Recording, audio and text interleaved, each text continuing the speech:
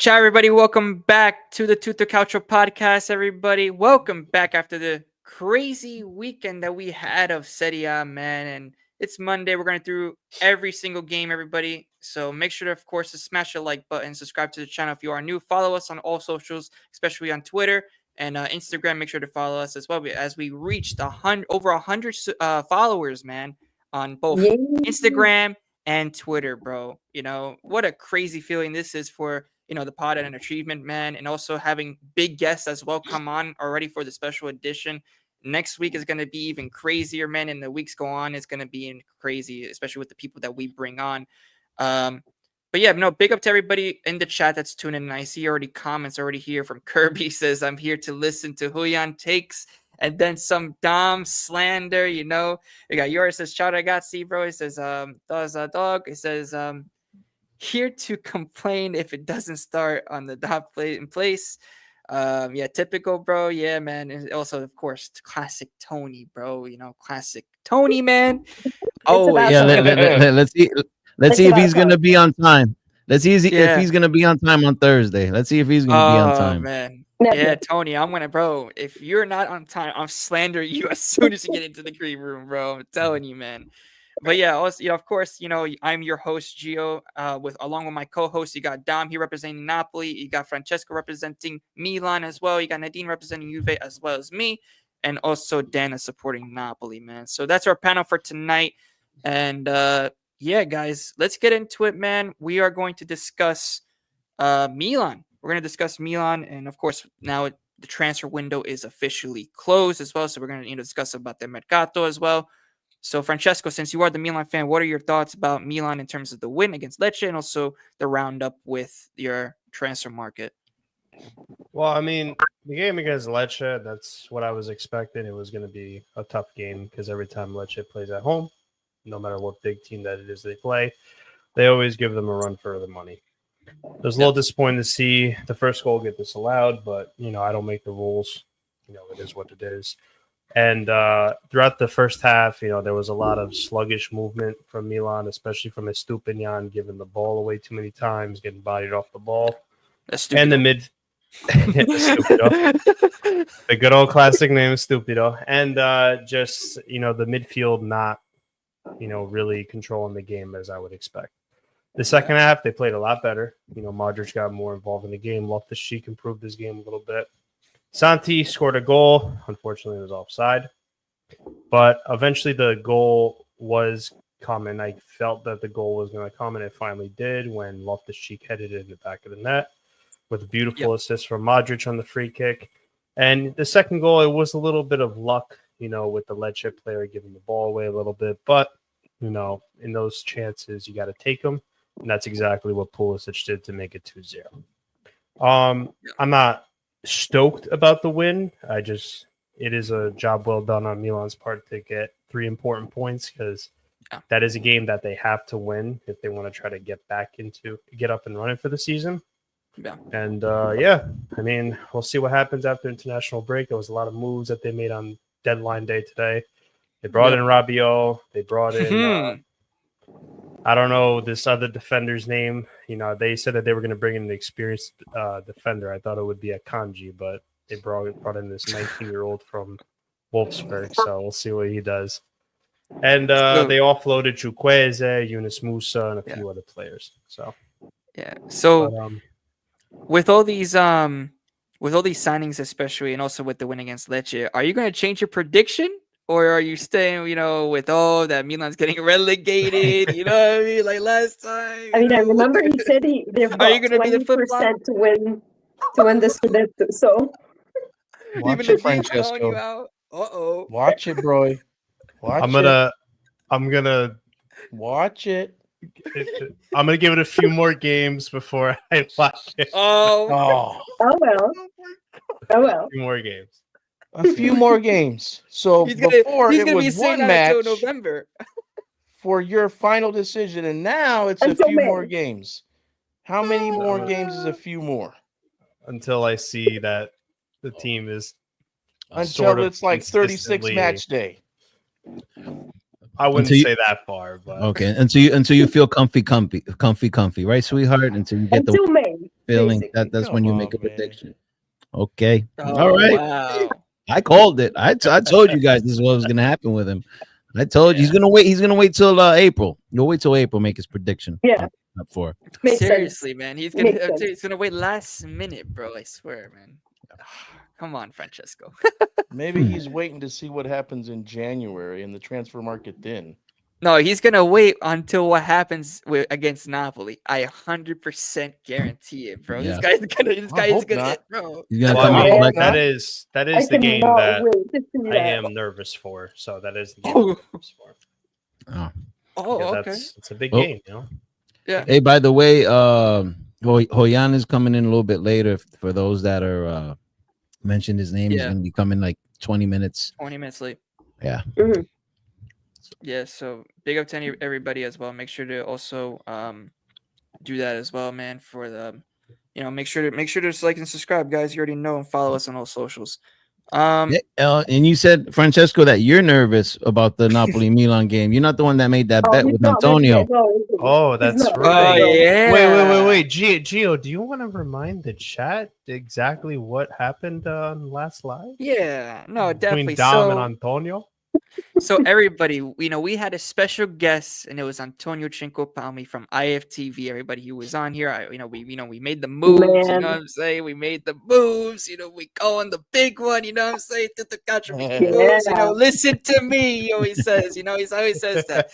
But the highlight of the night was in the beginning when I was saying thank you to for him to coming on and stuff like that. This guy says your father paid me. I was dying, bro. It's like ain't no way this guy said that.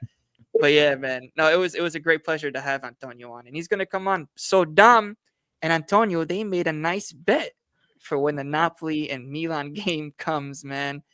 Oh man, so Dom, I mean, I'm not sure like what it was. It was, I believe, a win and a tie. For Milan, you have to win. You have to wear.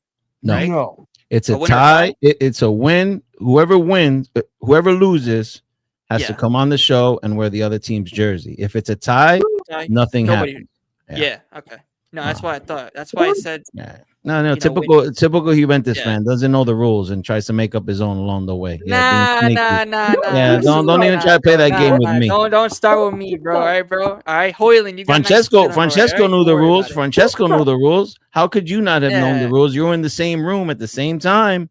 That's Just true, bro. You know That's what it is? He's still on the sugar high of Inter losing. That's why he gets. Oh, I mean, so are you. I mean, you were. Oh, I mean, yeah, of course. I mean, anytime Inter lose, of course. Yeah, but don't worry, we'll save Inter for a little later when Hoyan comes. Because some Inter fans are gonna get a cookie. Oh man, you know what Hoyland. I mean? Like, we got somebody over here. You know what I mean? Somebody over there. Just thinking about what's going on. What's going on with Sheen, right? Sheen. Can't wait to hear. Is he going to be on Thursday? Sheen.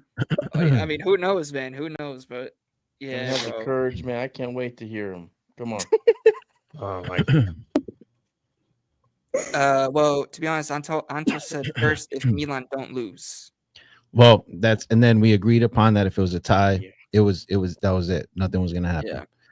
Yeah. Dude, I was honed in on that. I was focused on when that was happening. It took a minute to talk Dom into that, man. Took a minute. Yeah, bro. I mean, I'm a confident, and to be honest, if I gotta wear a damn Milan jersey for a show, I'll do it. You know what I mean? It helps out the show. You know what I'm saying? So whatever. I don't mind. Well, Dom, that's definitely gonna make Francesco's day. Oh yeah, I know. The bet didn't say what kind of condition that Milan jersey had to be in. Oh no! Oh no! That's true. That's true. That's that true. wasn't part of the bet. Yeah. Wait a minute. I hope Anto don't hear that. Yeah, man. That's a good point. Here's the thing, bro. Here's the thing that's fucked up about that bet. Anto don't hate Napoli. No, you don't. No, he doesn't. He doesn't hate Napoli. He ain't gonna have any issue wearing a Napoli jersey, man. He won't. No, he won't. And Dom put his butt on the line. Yeah. Dom has made it clear that he don't like Milan. He even said, 2 or 3 episodes ago or something on Twitter. I remember that Dom like, you know what, man? I think Milan I think I might hate them motherfuckers as much as I hate Juve.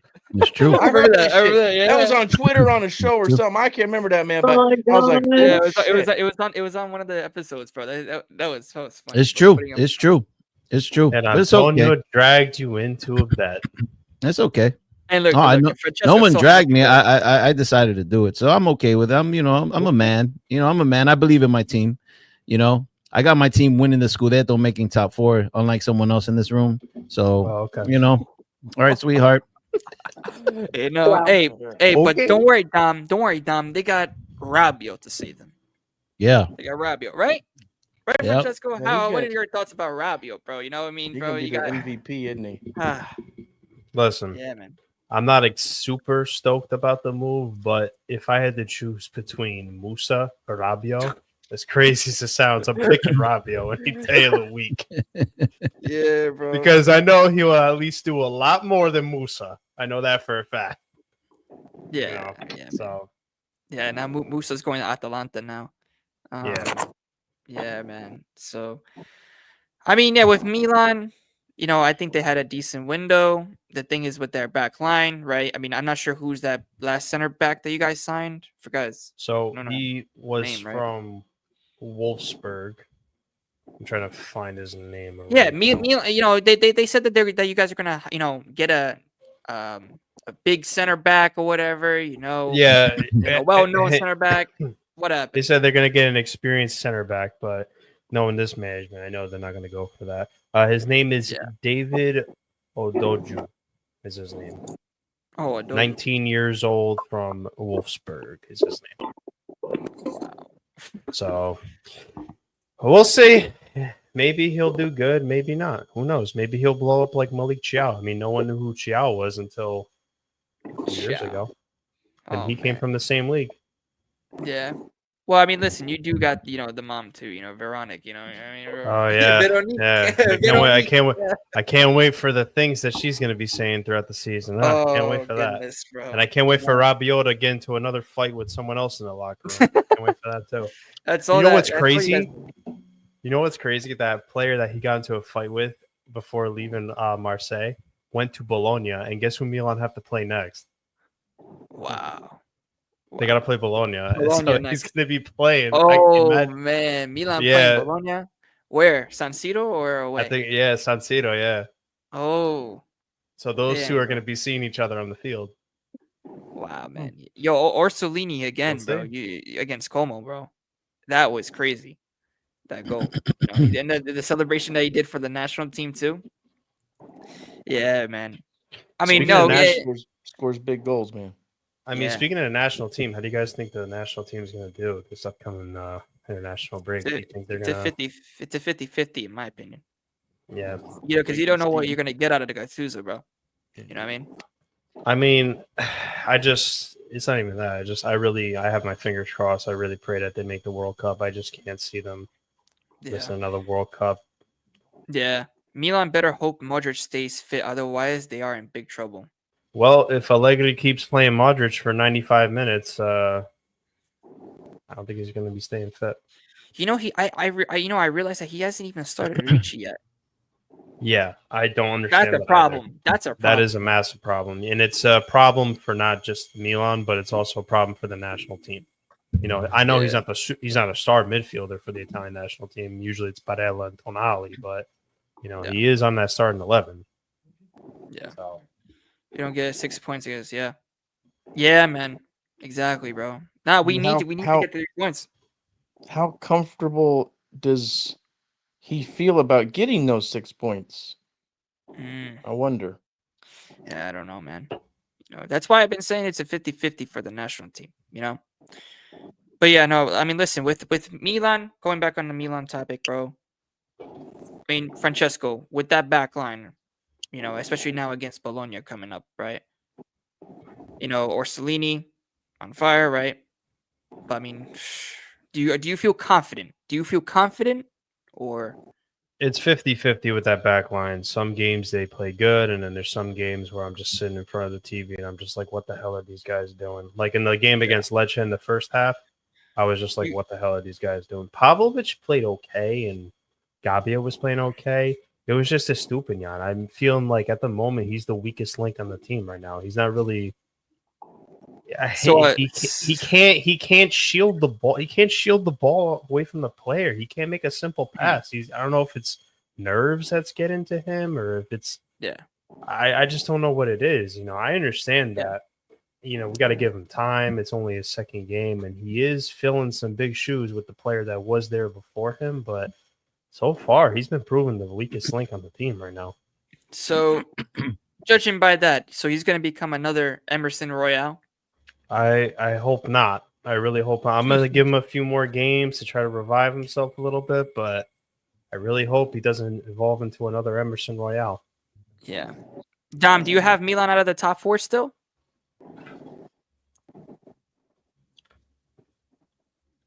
Dom, do you have Milan out of the top 4 still? I don't think Can he hear you? Can he hear you? I have no clue. I'm kind of lagging right now. Oh, he's lagging. I'm kind of lagging All right now. All right, Dan. Yeah. What was your question? No. I was saying, do you have Milan in the top 4 still? Medic at this moment. Yeah, I do. I got him.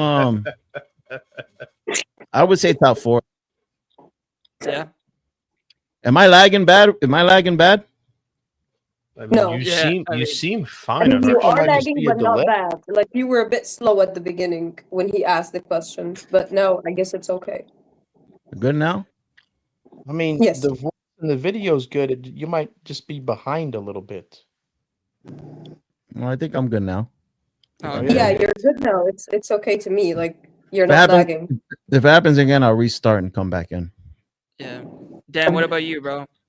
Do you have Milan in the top 4 still or not? Oh yeah, I still got them second place. Ooh. Yep, still got them second place. That's bold. I think once they get Leao back and Allegri has them doing exactly what he wants. Yeah. I mean, I think Inter losing at home to Udinese is something to really pay attention to. They got a lot of talent, man, but Kivu just is not an experienced coach, and I think that's going to make a difference. I really do. Yeah. Everyone laughed at me when I said they're gonna flop. Well, what does flop mean, though? Everyone laughed. No. I remember y'all. Hey, Nadine, explain what flop means, though. What does that mean? Flop, like they're not gonna make it to 4. I mean, in my opinion, before this could They're going to be started, outside top 4? Ooh, damn. in my opinion, I They was just like, lost- no, they're not They gonna just make lost it. Pavard. Mhm. Well, Inter, for me, I think that they made a lot of Pavard that mistakes in that important, though, Mercato, man. Francesco? I mean, honestly, I thought he did okay for Inter. Their back 3 is still good. Acerbi is old as fuck. But No, they're their good, back but they're three is old. so solid. as They're fuck. old. Yeah, they're old. They're They're not gonna all last the old. season. Yeah, but they Besides still have Isak. they still have a better back line than yours than your team does. That's true. Well, That's not well, even guess what? debatable. It didn't show. And they well, have a it better did- they have a better back line than Juventus's back line does. That's true because we Well, keep there's no- we keep there's getting no a denying specific that. position. Dude, We keep Bastoni signing a and specific Beast position, no but then we joke, do not bro. give a damn about our back line. So yes. Yeah, and unfortunately, the beginning of the season is so good, whatever. But when crunch time comes and there's a lot of mileages on those legs, and you have a weak back line, you're gonna start leaking some goals. I think Inter. I don't want to talk too much about Inter till Hoyan gets here, but I don't see Inter falling in 5th. I don't see him falling that far. That's crazy. I do see them in 2nd or in 3rd.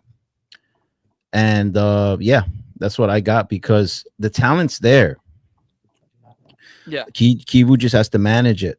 And that's what's gonna fall on him. But 5th, I mean, he would really have to be a bust because that would mean Milan and Juventus would be over them with a less talented squad because they still have the best front attack in the league. I don't see another team that has a better front attack than them. Their midfield is solid and their back line, their back line's old, but they got experience.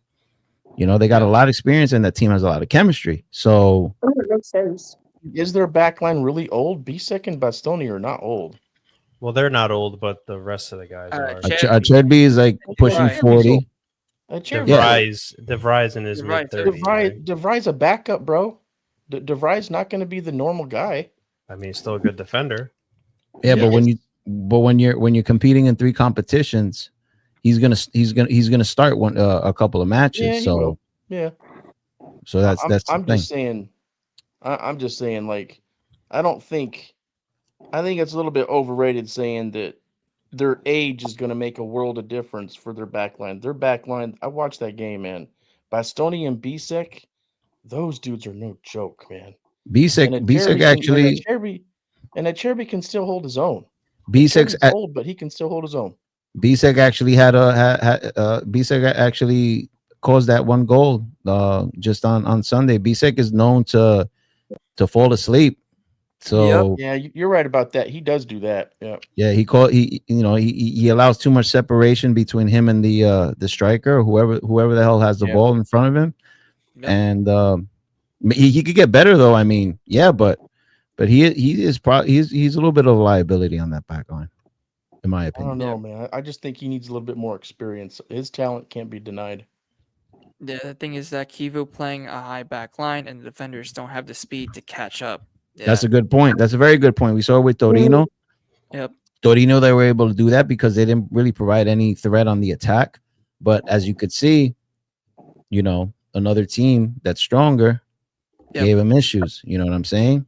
So we'll see, because they still got to play teams that have a stronger attack, and we'll see if they're able to hold that high press while not leaking any goals. Let's see what happens. But yeah. Well, the big test will be next match day against Juve. Exactly. So that's gonna be right. now, Yeah, especially with Zagrova and Openda now too.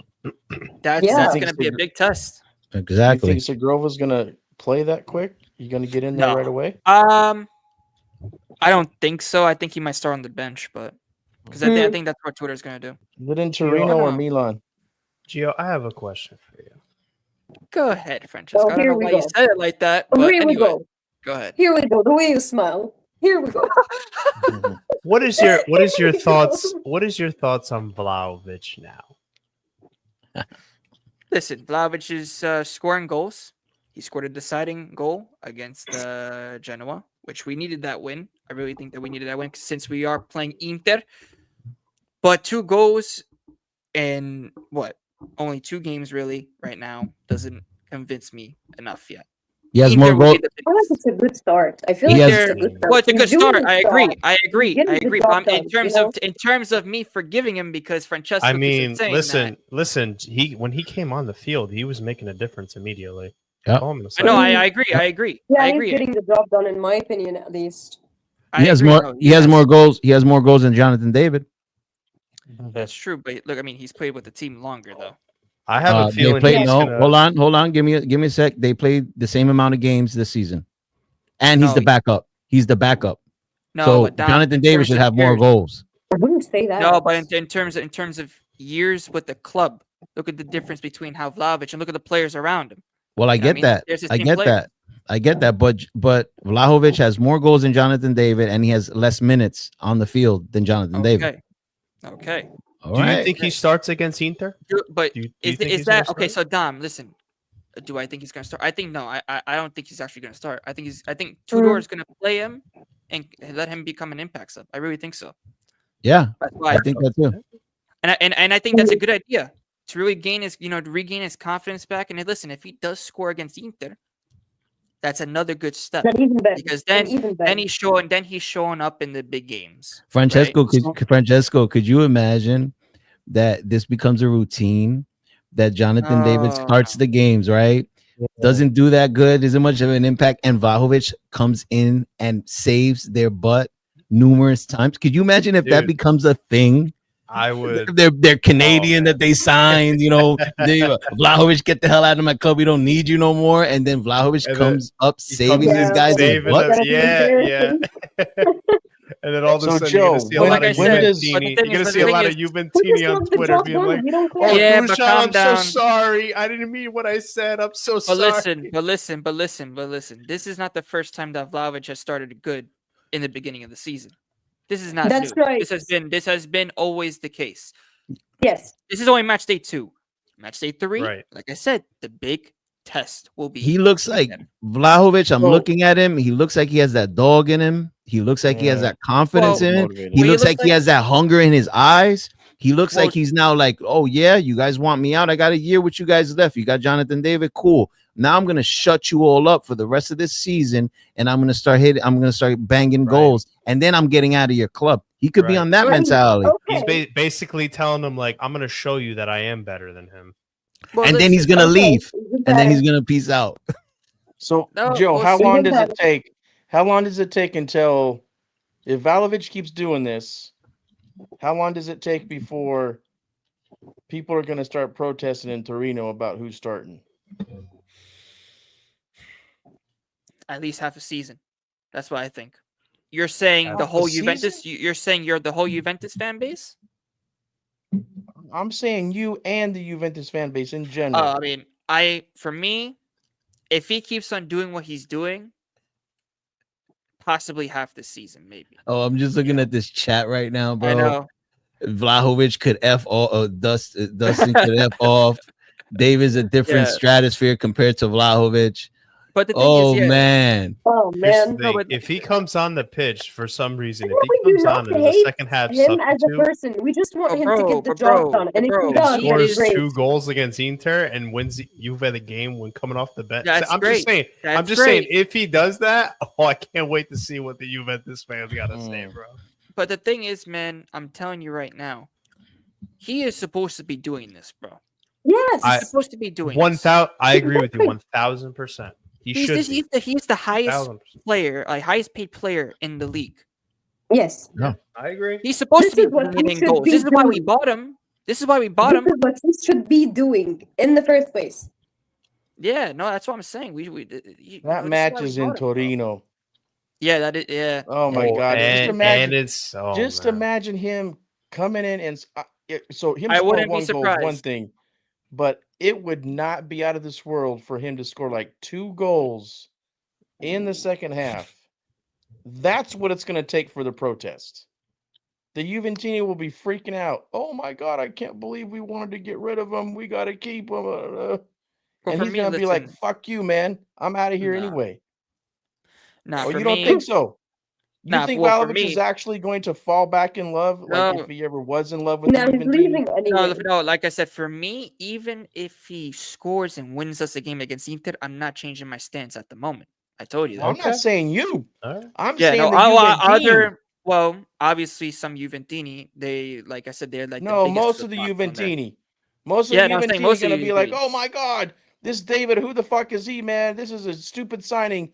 Put our boy back in." And it's going to be Yeah. the same We- Juventini that a couple weeks ago said, "Get the fuck out." That's Yeah. exactly what's going to happen if he does that. It's in Torino. They'll have 9 points. Inter will have what? What has Inter got right now? They got what? 3 points? 3. They'll be Yep. 6 points up on Inter, man. That rivalry, if he does that, the Juventini going to be flipping out, man. They're going to be demanding that he plays. Yeah. Yeah. Well, I mean, listen. If it's working with him coming off the bench, listen, I think that we need him to really gain more and more confidence and be more consistent. So listen, I like how he's coming off the bench with the attitude that, fuck everybody. I want to fucking show you that I can score. I like that attitude. I like players Same, to yeah. prove everyone wrong. You know what I'm saying? I Yeah. like that. So if he could show me that, I wouldn't mind, because guess what? At the end of the day, then maybe we could challenge for something if he's actually going to be doing that. You know what I mean? So what Like about scoring. in Torino when they play Dortmund in the Champions League and Vlahovic comes in there and he wins that fucking game? What about then? At that about point, then, you gotta Joe? start Oh, him. come That's on. what No, I'm serious. Well, What yeah, about then? no. You said Well, no, then you no, start you him. said you said half the season is It's what it's been going to like- take. No, half If this he comes season, in and he bosses against Dortmund, not to start. You- I'm saying for a lot of the fan base to forgive him. That's in my opinion. whatever, man. You know, they beat Dortmund and Torino. They're going to be like, oh my God, we're a Champions League favorite now. Look at this team. We haven't lost a game yet. They're going to be Dortmund, flipping out come on, saying that Champions Juve League, is back. Champions League contender. Now we're not. We're not Gio, even close. Gio, I know you said That's what that it would Juventini take will half do. the season, but I feel Well- like in that game against Dortmund and in that game against Inter, if he comes off the bench and he scores a goal or two, You're gonna say that your Dortmund is fans one of are the going to favorites want to to win. demand him to start. Maybe not Bro, you, Joe, but that come on, fan man. base, I guarantee you, will have banners in the fucking stadium telling Tudor, wake the fuck up and start our boy. I Yeah, I guarantee don't it. know, man. I mean, listen, you could be right, bro. You could be right. You know, but for me, I don't really think with Dortmund, man. Look at how I Dom mean, is laughing. Dortmund. I mean, what you said. Of course, of course, of course, of course. He Dom, loves shut it, bro. up, man. Oh, man. Look, I mean, look. I mean, listen, Dusan. Yeah, I agree. Dusan is a super sub at the moment. Yo, So $12 he- million a year super sub. Yo, 12 million. he's like your Inzaghi right now, bro. He's just coming off the bench and scoring that winning goal. Inzaghi. doing? Wow. All right. I mean, Chris, crazy. Straight comparison. up, those two Big- goals that Dusan has scored so far. What is it? Susan is what y'all like to call him. Yeah, Susan. It's definitely Susan, bro. Come on. That's It's Yeah, Susan. you got You should like Joe, to you call got- him Susan. you got like a made fun of. You got a nickname that's These are derogatory 53 for like minutes. half your fucking team, bro. Like Well, half no. your Hey, team. you know be what, bro? dogging 'em. Check this out. Hey, McFlurry and Susan I need are a- all I know. Stop I- gaslighting us, man. I need the I need you to bring up the Koki's comment over here. Which one? That starts with I can't understand Napoli fans. Okay, listen here, bro. Zagrova and the other guy, congratulations, but we still have a way stronger squad than yours because we have a back line with depth. We have one of the probably the best midfield in the league, and we have a way better coach than you guys do. So we're not really feeling a certain way, man. We're not jealous. We're not mad. We're defending champs. If anything, you guys are probably feeling a little butthurt that you haven't won a Scudetto in a couple of years now. Now, you know, you could go and respond to me with 38 Scudetti Who are you and talking how about? you're the biggest club in Italy. You could do that if Who you are want. talking about? I'm going to stick in the present, though. I'm going to stick in the present. All right. We're not jealous of you. We're not jealous of the moves you've made this transfer market. You still got a weak back line. One of your center backs falls. You guys are going to be in deep trouble for the rest of the season. That's all I got to say. Thank you. And Koki, much love, bro. You know, you're one of my favorite Juventus fans. Aside There from you Gio, go. but Gio, I'm not liking too much today. He's a pain in my butt, but whatever. Yeah. Ditto, man. Of course. Wow. No Of course. pain. There is no pain for any Napoli fan. Stop fucking thinking that it's about like There you go. us living in your head rent free and shit. I mean, we No, had that's the not best what it transfer. Yeah, we had the best transfer window out of all the clubs in Italy. Yeah. I mean, there's really nothing With the Wayland to be or Wayland envious about. and, like at the last transfer, no. What was that? What was that? With was that? Wayland or Wayland, like the last transfer? No. No, as No, he did not. completely. Our transfer window destroys yours. Yeah. Yes. no, they- Well, You- you're you- wrong. You think you had a better transfer No, window than ours? Oh, Yes. Nadine, you gotta explain yourself now. What? Okay. Whoa. Whoa. I Why mean- don't you break whoa, that whoa. down? Okay, we're going why- to talk about this anyway. Here. We're going to talk about this anyway, but seriously, with Hoyland, you have no room to talk. Nadine, you're just So- gonna ignore you're the that other confident in signings that David. Napoli made? Yeah, you're focusing on one signing. We lost Lukaku like a week before the season started, so he's our backup, and then Lukaku's going to come back eventually. So that's three What a strikers. bad backup, man. No. But Okay. Nadine, they signed All right. KDB, they signed Lorenzo Oh, Luca, they no. signed Milinkovic Savic, they signed all Yeah, these. no, they Okay, bro, KDB nah, they is signed a great, Bukama, yeah, bro. but he's They old. signed Dude, Bukama, man. that's the Noah typical Lang. Juventus. We have the That's best the midfield in the typical Juve league. fan. Typical We will Juve see. fan that is always in denial about what the fucking truth is. We destroyed it in the transfer market. Y'all are fucking cheaters. You'll always be cheaters. Oh, here we go. Yeah. You. You Excuse Here we okay? go. you. You talk too much. Just wait until Oh. you get caught the next time. Again, going back, Oh. going Wait. back. Let's keep, bro. Oh, look at this, bro. Here we go. Yeah, I'm glad Nick, average Juventus enjoyer Nick, decided to pop up on the show. Well, all right, Yes. Nick. Nick, I mean, you could say that. You could come up with an emotional take. I wish you could provide evidence that we're all mad about Sakrova, but are you going to come up here and say that you had a better transfer window than we did this season? Are you going to say that your team has more depth and has more talent on the field than ours does? Or are you really going to say things like that? I mean, you could have Sakrova. By the way, he's injury prone, and Jay Medical is probably going to have a good time with him. So, I mean, why are you flaunting that one signing? What else? How's your back line doing? Talk to me about your back line. We literally just said that we do not have the best. We don't have the back best line. back line. No. Okay. Well, you need We to win do this. not have. We just said it. We're not going to I say, don't back "Oh that my either. God, we're going to destroy Well, it." We've guess got, what? we've had everyone we wanted to sign. Oh my I God, see we've Juventus had the fans. best transfer window. There you go. Huh? Look down. Come on.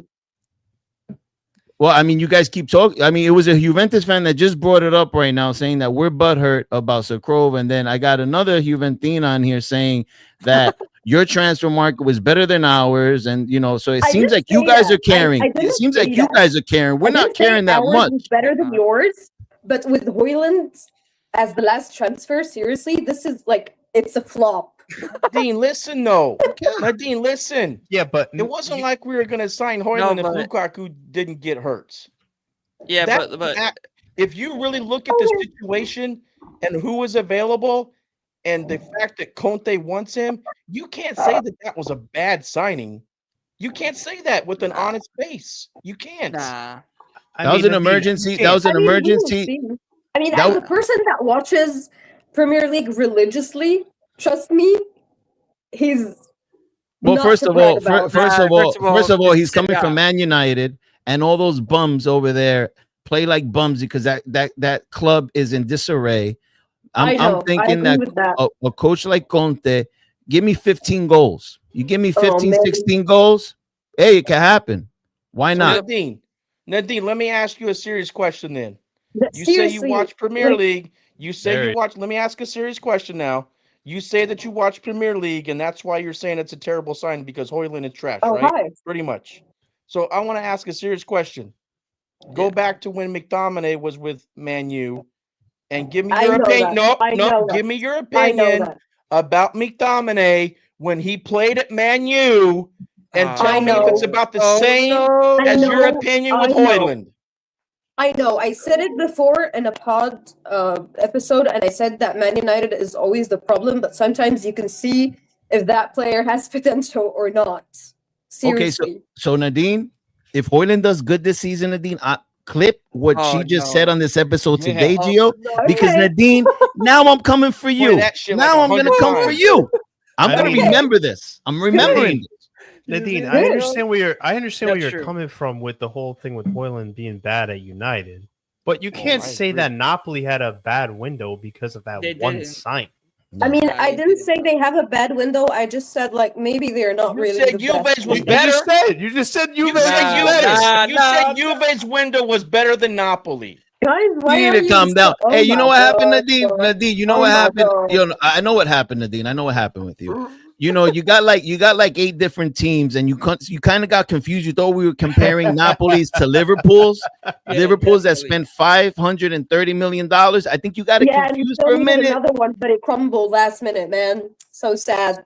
Yeah, because Juventus didn't do good this transfer window. They didn't do the worst. But they're not the top. I wouldn't say, we're going to talk about this anyway. We're going to talk about Juventus transfer window anyway. I wouldn't say they did bad, but I would say we needed more, especially that we sold players and like Savona, like who else that I really do not like that we sold? Maybe in Bangura, I don't know. Oh man, Didi, of course, bro. Didi came in here. Lucatelli number 1. Okay, man. Hey, Didi.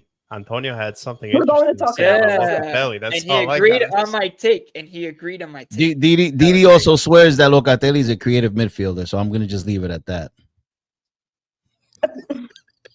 If I talk, I'm going to just leave it at that. Creative midfielder. Wait. Pretend I didn't. I'm in big trouble. I'm not hearing no more, man. No way. Hoyan, what's up, man? I'm not hearing no more. I'm not hearing no more. I'm hanging in there. Locatelli, a creative midfielder. Leo! Nah, I'm sorry, I can't. Nah, I can't. I can't, bro. No, and she likes pineapple on pizza too. So she's Yeah. known to drop an amazing Guys, take. you're not gonna believe it, but yesterday I ate pizza for the first time with no ketchup at all. Not even Congrats. one not. Congrats. I bet you didn't feel the same, huh? Didn't feel the same. I mean, I had okay. Here's the thing. Wait for it. Wait for it. Okay, I had 4 times more olives, so it was already like salty. So I couldn't add ketchup. Well, Hoyan is here. Hoyan is in the building, guys. He's in Yes. the building. Hi. He's in here, And man. he looks so disappointed, man. He looks so. I mean, disappointed. Hey, look at his name. Hoyan. First off, where you at, bro? I hope you're not. Hey, Hoyan, I hope you're not by a bridge. Are you by a bridge right now? Oh no! Please do not be next to a bridge, bro. Tell me you're in the parking lot. You're in front of your house. Tell me you're in a safe place, please. Yeah. I don't know how safe it is, bro, but I have to get out of the house because I know I'm not gonna be able to maintain. It's late out here. I don't want to wake up the family. I don't want to wake up the neighbors, but it is what it is. But how's my audio though? What's that? How's my audio? You guys hear me good? You got like it's kind of buzzing a little bit. Yeah. Okay. Give me a second. Try. I think I switched over. There you go.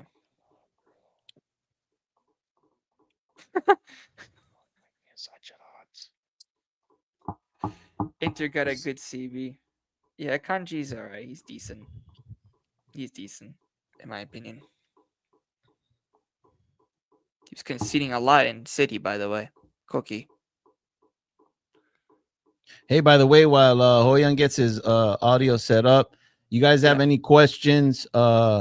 We try to answer as many throughout the episode, but we have at the end of the episode we have a Q&A. So if you guys have any questions, please drop those as well in the Q&A afterwards. Look at Dom. Look at this. Look at this. Damn. And this is from a Juventus fan, by the way. It says Coop Miners has looked better this season than Locatelli in that role thus far. Oh wow! Have you heard that? Did you hear that, Didi? Did you hear that, Didi? Leave that up there for Didi to read. That's what I mentioned when I say if I speak, I'm in big trouble. I think Didi has a question. Hold on. Oh, what's the question, Didi? What's the question? Hey, let's go to Koki's question real quick. Yeah. Dom, thoughts on robbing Francisco? To be honest, man, I saw reactions from Juventus fans and they were mad. They were mad that this kid was like, yo, I want to go to Napoli. They were pretty mad. I saw the reactions on Twitter. I have the receipts too if you want to see them. I would got really mad. I would really be mad. mad. They should We're be. losing one of our talents. Yeah.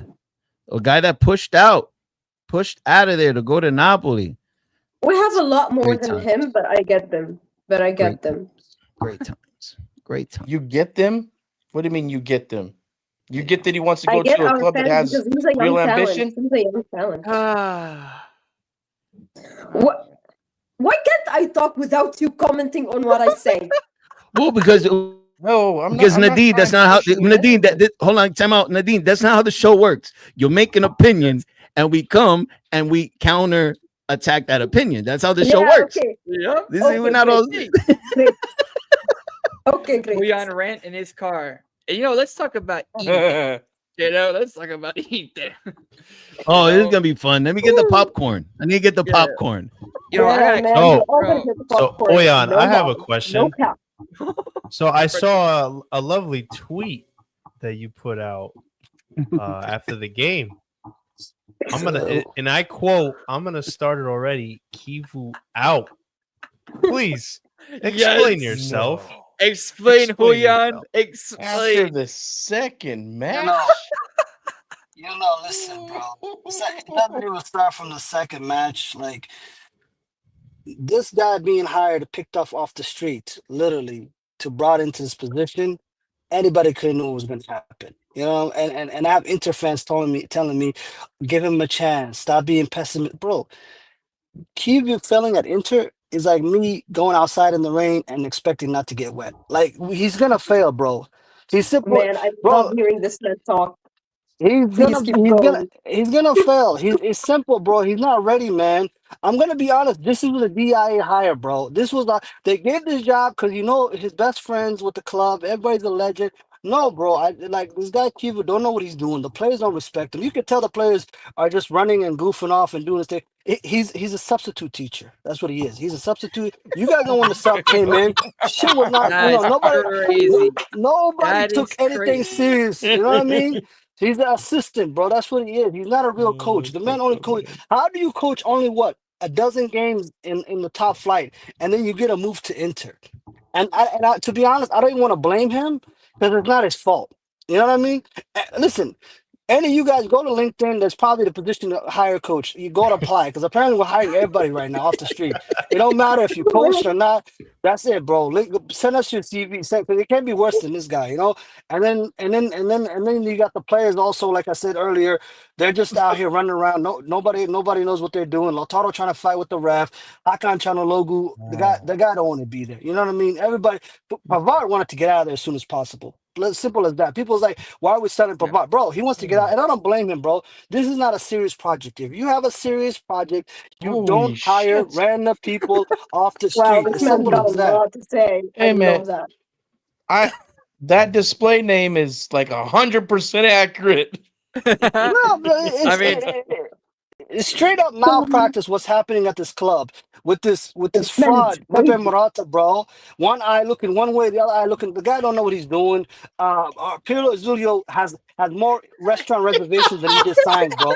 The man just be scheduling restaurant reservations just to go eat, bro, on Inter's dime, bro. I calculated Oh, since he's been at Inter, Damn. he has 520 reservations, and he's only signed close to 100 players. Tell me how the yeah, math not mathing on that, bro.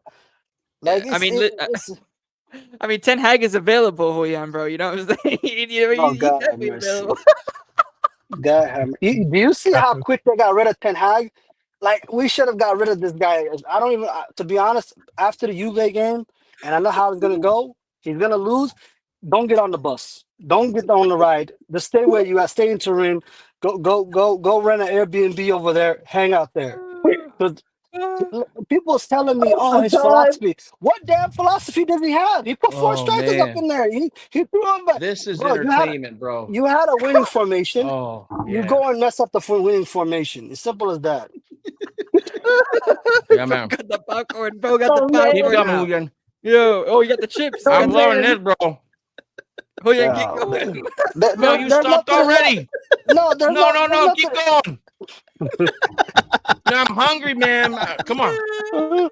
And then you got this guy right here, Don. What the Morata they said the golden handshake. Bro, you bring out a Kanji who's been sitting there for the past 3 weeks on the last deadline, but then you lose a defender. Him doing that is basically me doing a 360. Just turn around. Nothing has changed. You brought a defender, you lost a defender. What's changed? Nothing. Oh man. Oh man. You Oh wasted man. you wasted three Oh man. weeks of the transfer window with Lukman. You put a favor in for Drogba to come in Yo, and try to help you get the signature. This is embarrassing work, bro. This is embarrassing. They tell us they got 20 million. 20 million for what? Oh, here's another thing. This is the kicker of everything. We are the worst team when it comes to dribbles. We've been like that for a few years. The one player we finally got, from the grace of God, Zaleski, we sell him away. Like, what the hell are we doing here? Lautaro's not going to dribble past anybody. Hakan Morel, they're not dribbling past anybody. Dumfries, goddamn, ain't passing nobody. DeMarco is tripping over his feet. He ain't dribbling past anybody. No The one Thuram? guy we saw, Thuram is the only one that we can claim on, but the problem with him is he's going to be blocked out because he's in the forward. But this guy, we saw him in the Milan derby when he came in. And he's doing tricks that I haven't seen in a long time, bro. He's able to go different directions. We're a one-way team, bro. We be crossing like we're playing tic-tac-toes all day long. All we do is put crosses into the box when we leave. That's not a formula. Inter is the team where everything has to go right. As soon as shit hits the fan, they're gonna have piss running down their legs. That's what it is. You clearly saw this game. We're gonna see multiple games, and the fact that bro, we're fighting for top 4. People talking about title Oh, I charts. love it. I love it. We're I love this we're guy. I fighting for love top this 4. guy. Oh We're, boy. we're, we're, we're probably gonna not make it out of the group stage in the Champions League, bro. This is all seen. Call me pessimist, whatever you want. I've seen this movie play before, bro. Like, listen, everybody watched Titanic here, right? So let's say Yep. you go back in time and you somehow find yourself in the Titanic. You're gonna try to get the hell off of that shit. You know what's gonna happen to that boat. You're gonna get off of that ship. I see where this shit. The iceberg is coming. We're gonna hit the iceberg, bro. And it's inevitable. Like, get off the ship. And I'm getting off the ship, bro. Like, that's simple as that. I'm not So about to fucking was wait that till I'm drowning in the 5-0 water. Bouillon? So Was that 5-0 in the first match? Was that a complete fluke? No, the 5-0 is what I told these guys is the welcome home present, right? Well, hey, everybody come back, good feeling, yada yada. And I told you guys, I think it's more about Torino playing bad than Inter playing good because 3 of those goals of the 5 were defensive errors. And I said that, and people's like, no, you heard. No, I'm like, just look at it, bro. I'm just being realistic about the situation. And I said, yes, it's a good win, it's a great result, but we got to do it again. We got Udinese, they're at home. You know what I mean? Start off with a great start, then shit turns bad. I don't know why we always play volleyball. You know, Dumfries and B-Sec could just play basketball if they were constantly going to use their hands in the ball. But that's beside the point. And then you have a chance to, bro. We listen. We score against Udinese. They start attacking us. They start pressing us. They get a goal. Right? However it happened. Right? Now that they've responded, you would think it's your turn to respond. Right? No. These guys are walking around as if they have a goal lead. And what does Udinese do? They come back in and score another one. It's this team is the worst when it comes to reaction. They're proactive at things. They'll move around. But when you need them to react, no, it's never there, bro. It's Yes, never there. Michael. So- Never there. You have Juventus next. Oh God, have mercy. Yes. Oh, yes. Yes. You know what? I You know love what? this Take me to energy. the point Eat right now. the energy. Yo, How Dan, confident Dan, are eat the you chip, bro. Eat the chips. with Eat the chips, with bro. Inter against Juve after the It's a win-win international break? situation. It's a win-win Oh, situation. now We we're gonna lose. have so much We fun. lose. We lose, and Kivu's fired. We win. We get the 3 points. I feel like it's a win-win situation for me. I hope the guy we don't draw. Because if we draw, Hold on. You're saying that if Inter loses in Torino, that Kivu is sacked. yep. That if we are a serious club, we do not Really? waste time with this guy. We Wow. do not waste time with this. You messed up, and I don't. and you need to be. You just Dude, the bro, sooner you man, you clean, the said better, already faster. he's a best I friend of the remember club. he You said think that that they he's would do going to that? be the first one sacked in the season I don't. anyway. So, I don't think he gets sacked if you lose against Juventus, bro. I think it's So too you early. tell To sack him. so an embarrassing but it's not 3-0 against loss. Juventus. Then anyway, they No, look, do. okay, no, but no. he's the Listen. first to be sacked anyway. I hear you. I hear what you're saying, and it makes sense. But the club's not going to sack him. So if they go out there and they shit the bed, and you think he's still gonna be in play, and I'm talking like a 3-0, 3-1, 2-0 loss, and the team's performing horribly. No, You but just- if he after that game, if he loses like that, the next game afterwards and the game after that against a smaller team, maybe there's a possibility. But why I wait wouldn't for that? say after you. I wait for that scenario to happen when you could. Okay, if the best thing that could happen to this guy is the players, if the players respond, and because this almost happened to Inzaghi, everybody was gave up on Inzaghi, especially the Van Base that year he lost like 12 games or whatever.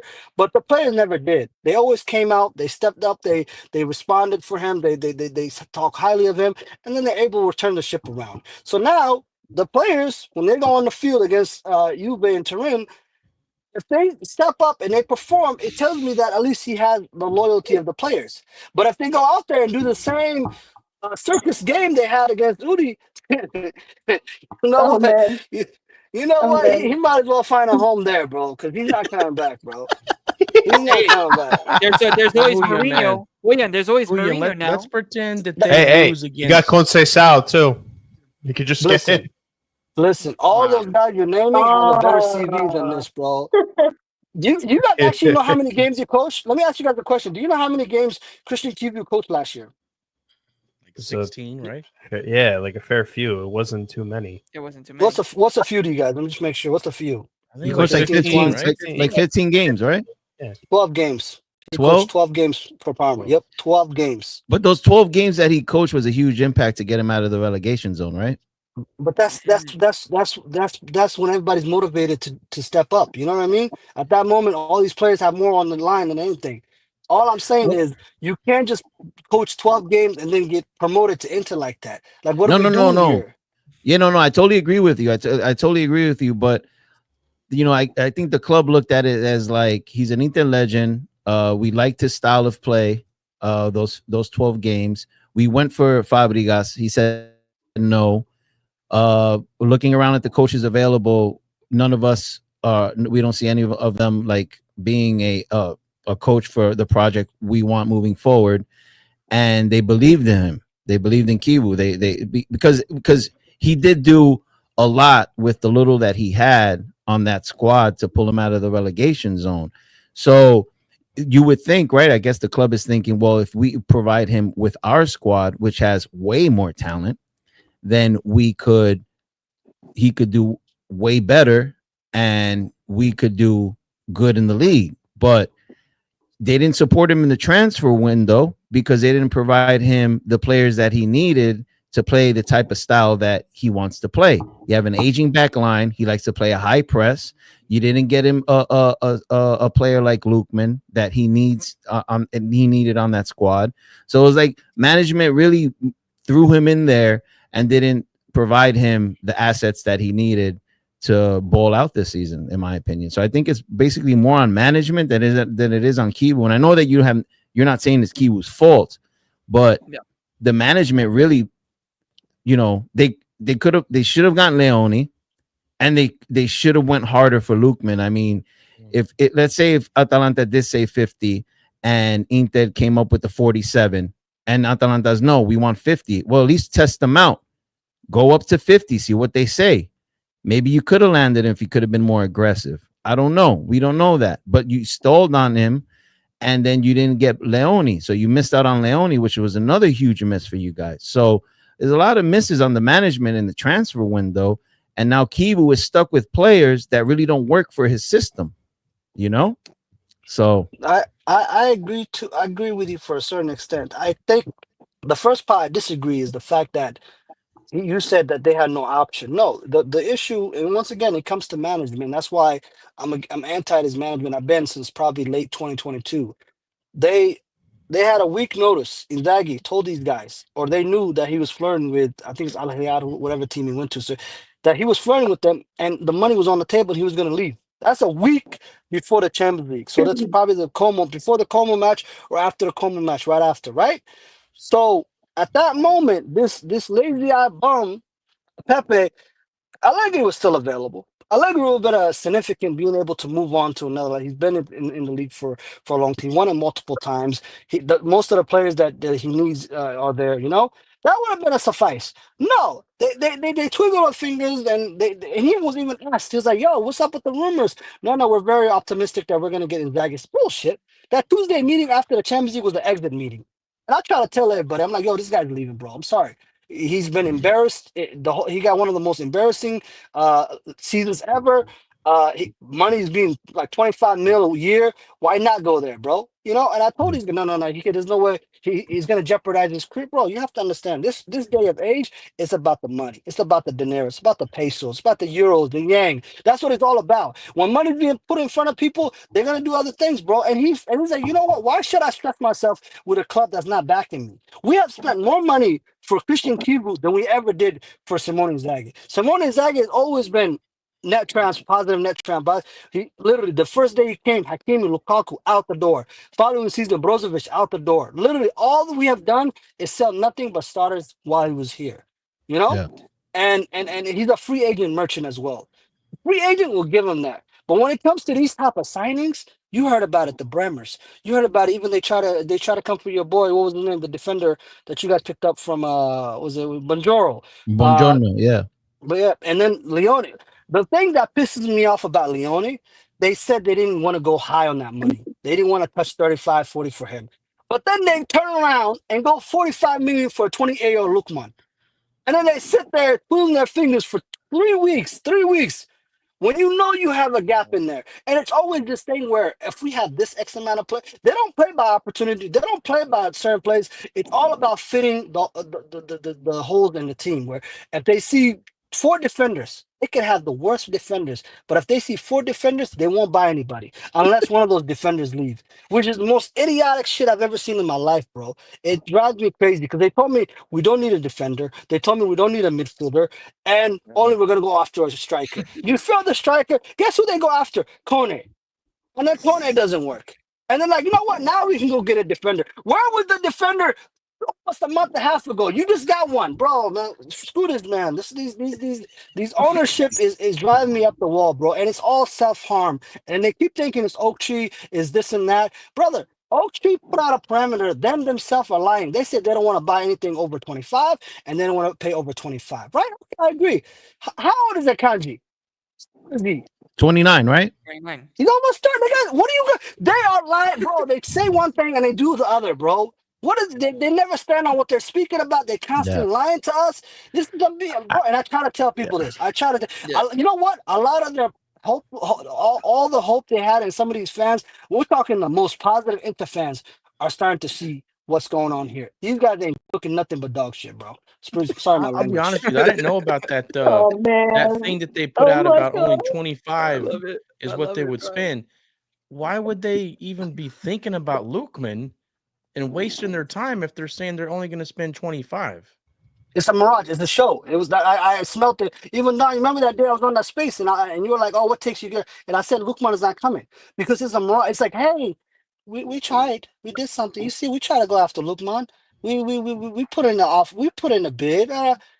So that way they can be like, it's not our fault. It's nothing, bro. It is your fault. Man, Like you said, you never were aggressive in there, I, and you never pushed for it. And when you knew this was not happening, pull away. Because they told us they offered 40 million, right? When they shouldn't even get in that bid, but they offered 40 million because the agent told them to offer. Right after that, they said we're not going past 40 million. Guess what? Mm. They I lied. They went over 40, 45. I think I think the strategy with Inter was they thought they were There's going to no be able. strategy. I think they thought they were gonna push around Atalanta. They thought that by Lukman creating all the drama he created, because he was wrongly advised on how to react towards Inter going in for him.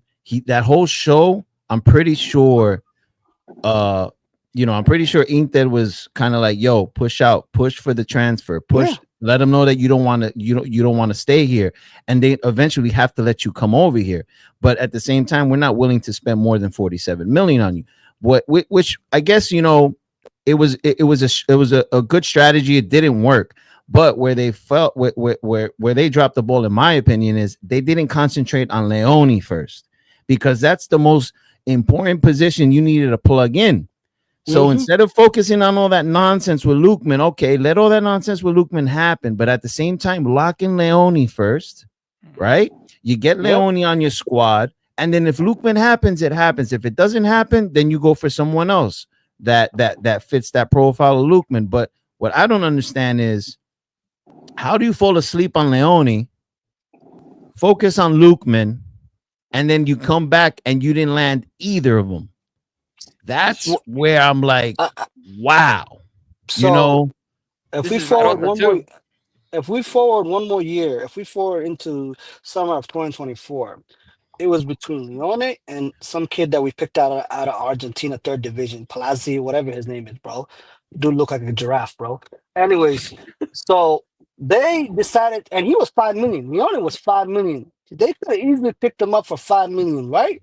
But they didn't. They wanted to do a BSAC where let's get this kid from an unknown jungle. Let's bring him to Serie A. Let's turn him to a player. He's gonna blend in perfectly. We have this relationship with Argentinian players that come here. It flopped. Like first game I saw this kid, I said this kid probably was playing volleyball, bro. You must have mistaken him for a volleyball because he's not a football player. And we could see it. He went on loan to Torino or somebody. I forgot who it was. And 2 of the goals they conceded that day. And now I don't know where he's at. I think they even so. Them thinking in the back of their mind, it's like when you have an offer in front of you, which was 5 million, and that same item comes on sale again, but this time for way more.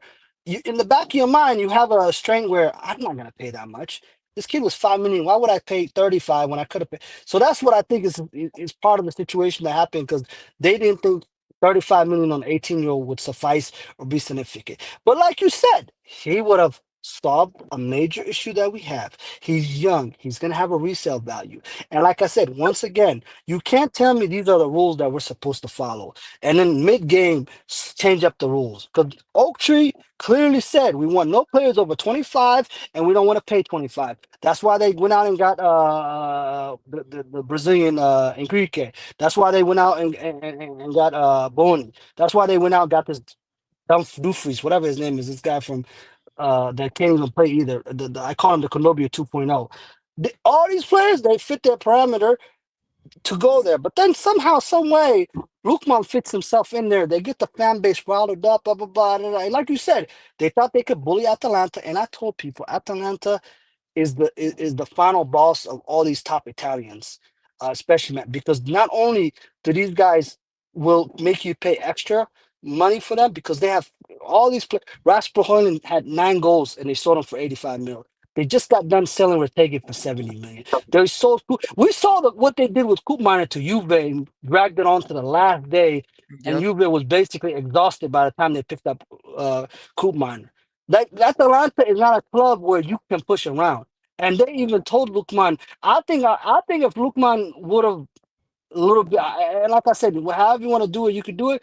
But I think him doing those like those side work, Instagram deleting off of them and leaving the country and do all that. I think that just made these guys more solidified that we can't let this guy do this to us because if we start bowing down or doing let him go this way, other players may follow suit. And I think something with Koopman happening last year, they're like, this can't be a trend with us where players want to kick out. They can't just come and kick the toy bucket just when they want to leave. I think that's the biggest issue. Wow. Hey man, everything you said is on point. I mean, I agree with everything, man. I really do. Yeah, no, I was hoping I was wrong, but like I said, the Bremers and the Skriniar saga opened my eyes on this fraud, bro. This guy, and then I did some digging. Come to find out, he lost Marco Verratti when he was in Juve for 2 mil.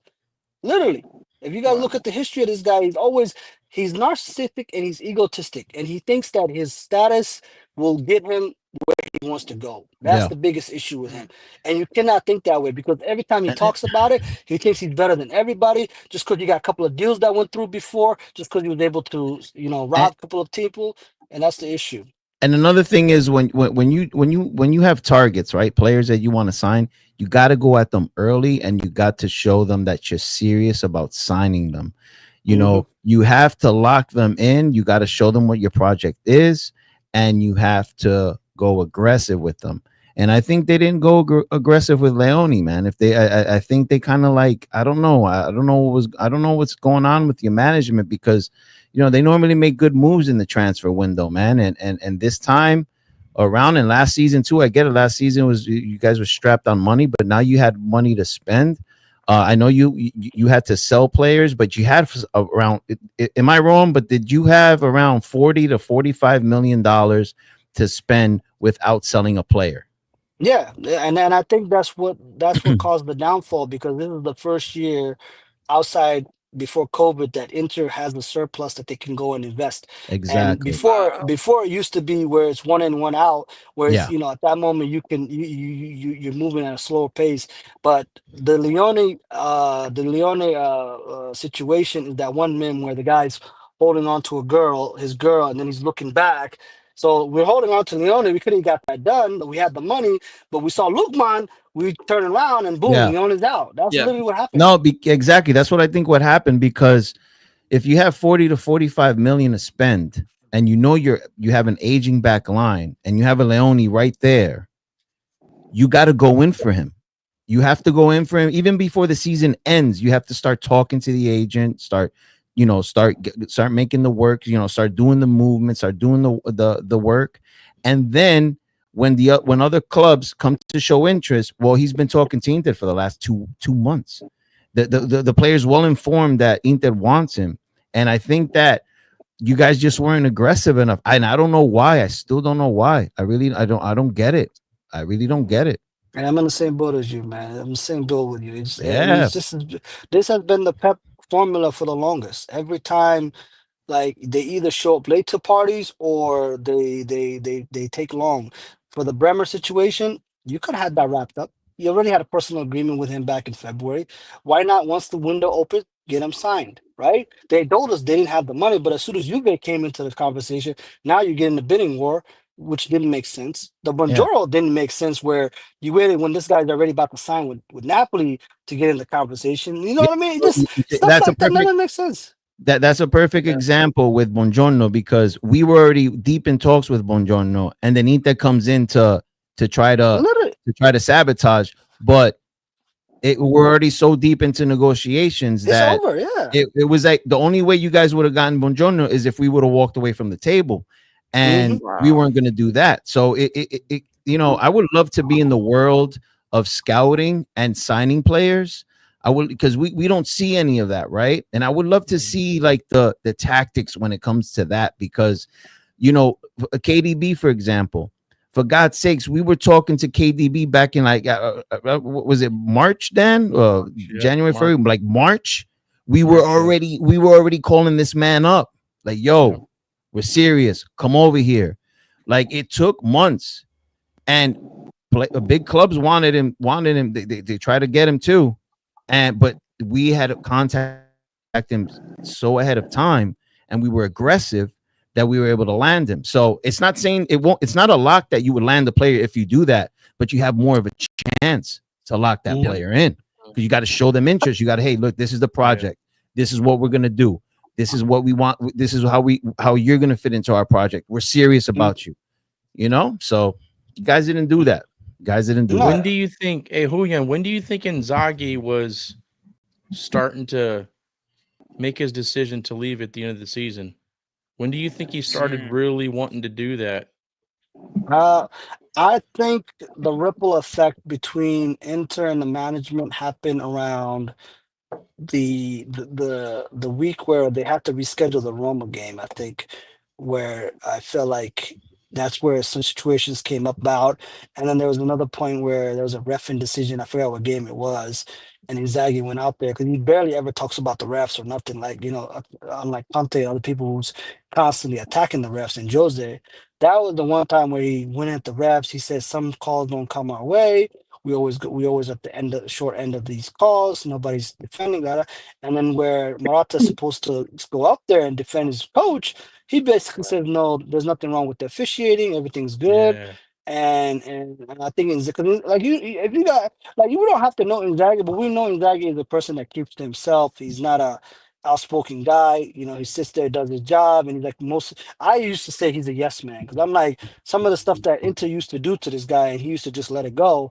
I used to be like, yo, this guy don't have no backbone. You know what I mean? But I think sooner or later it got to and this is not the first time a Saudi club came for him. Last year they also came for him, and he rejected him right away. This year he was like, you know what? Enough is enough, bro. I need to go. I'm tired of being put in these pressure to win constantly a title, go further in the Champions League, and all you're giving me is scraps. You know what I mean? Do All you you're giving think me is nickel and dime. the ultras controversy with the tickets and all that had a play in it too? For Inzaghi or just in general?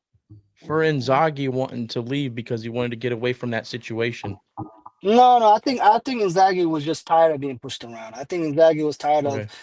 having these high expectations without, like you guys said, no support. Like Christian Cubu has got more support in the transfer window than when it especially comes to monetary values of spending on players than Inzaghi did his whole 4 years at Inter. So check this out, like, guys in the room, right?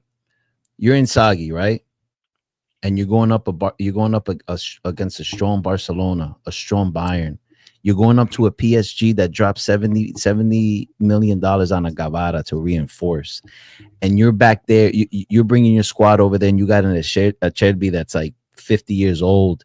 Your team didn't get reinforced properly last transfer window because money was strapped. You look at that, and you're seeing that you're taking this team all the way to the final, and you're like, yeah, man, it's time to go. I think that's also has a lot to do with. He's like, yo, I battled on 3 fronts for you guys. I think I did an amazing job. him personally saying this to himself.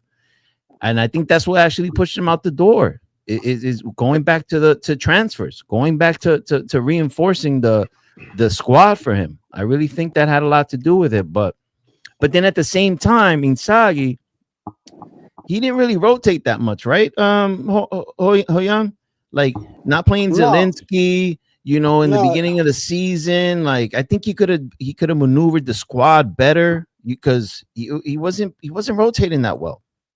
I think when it came to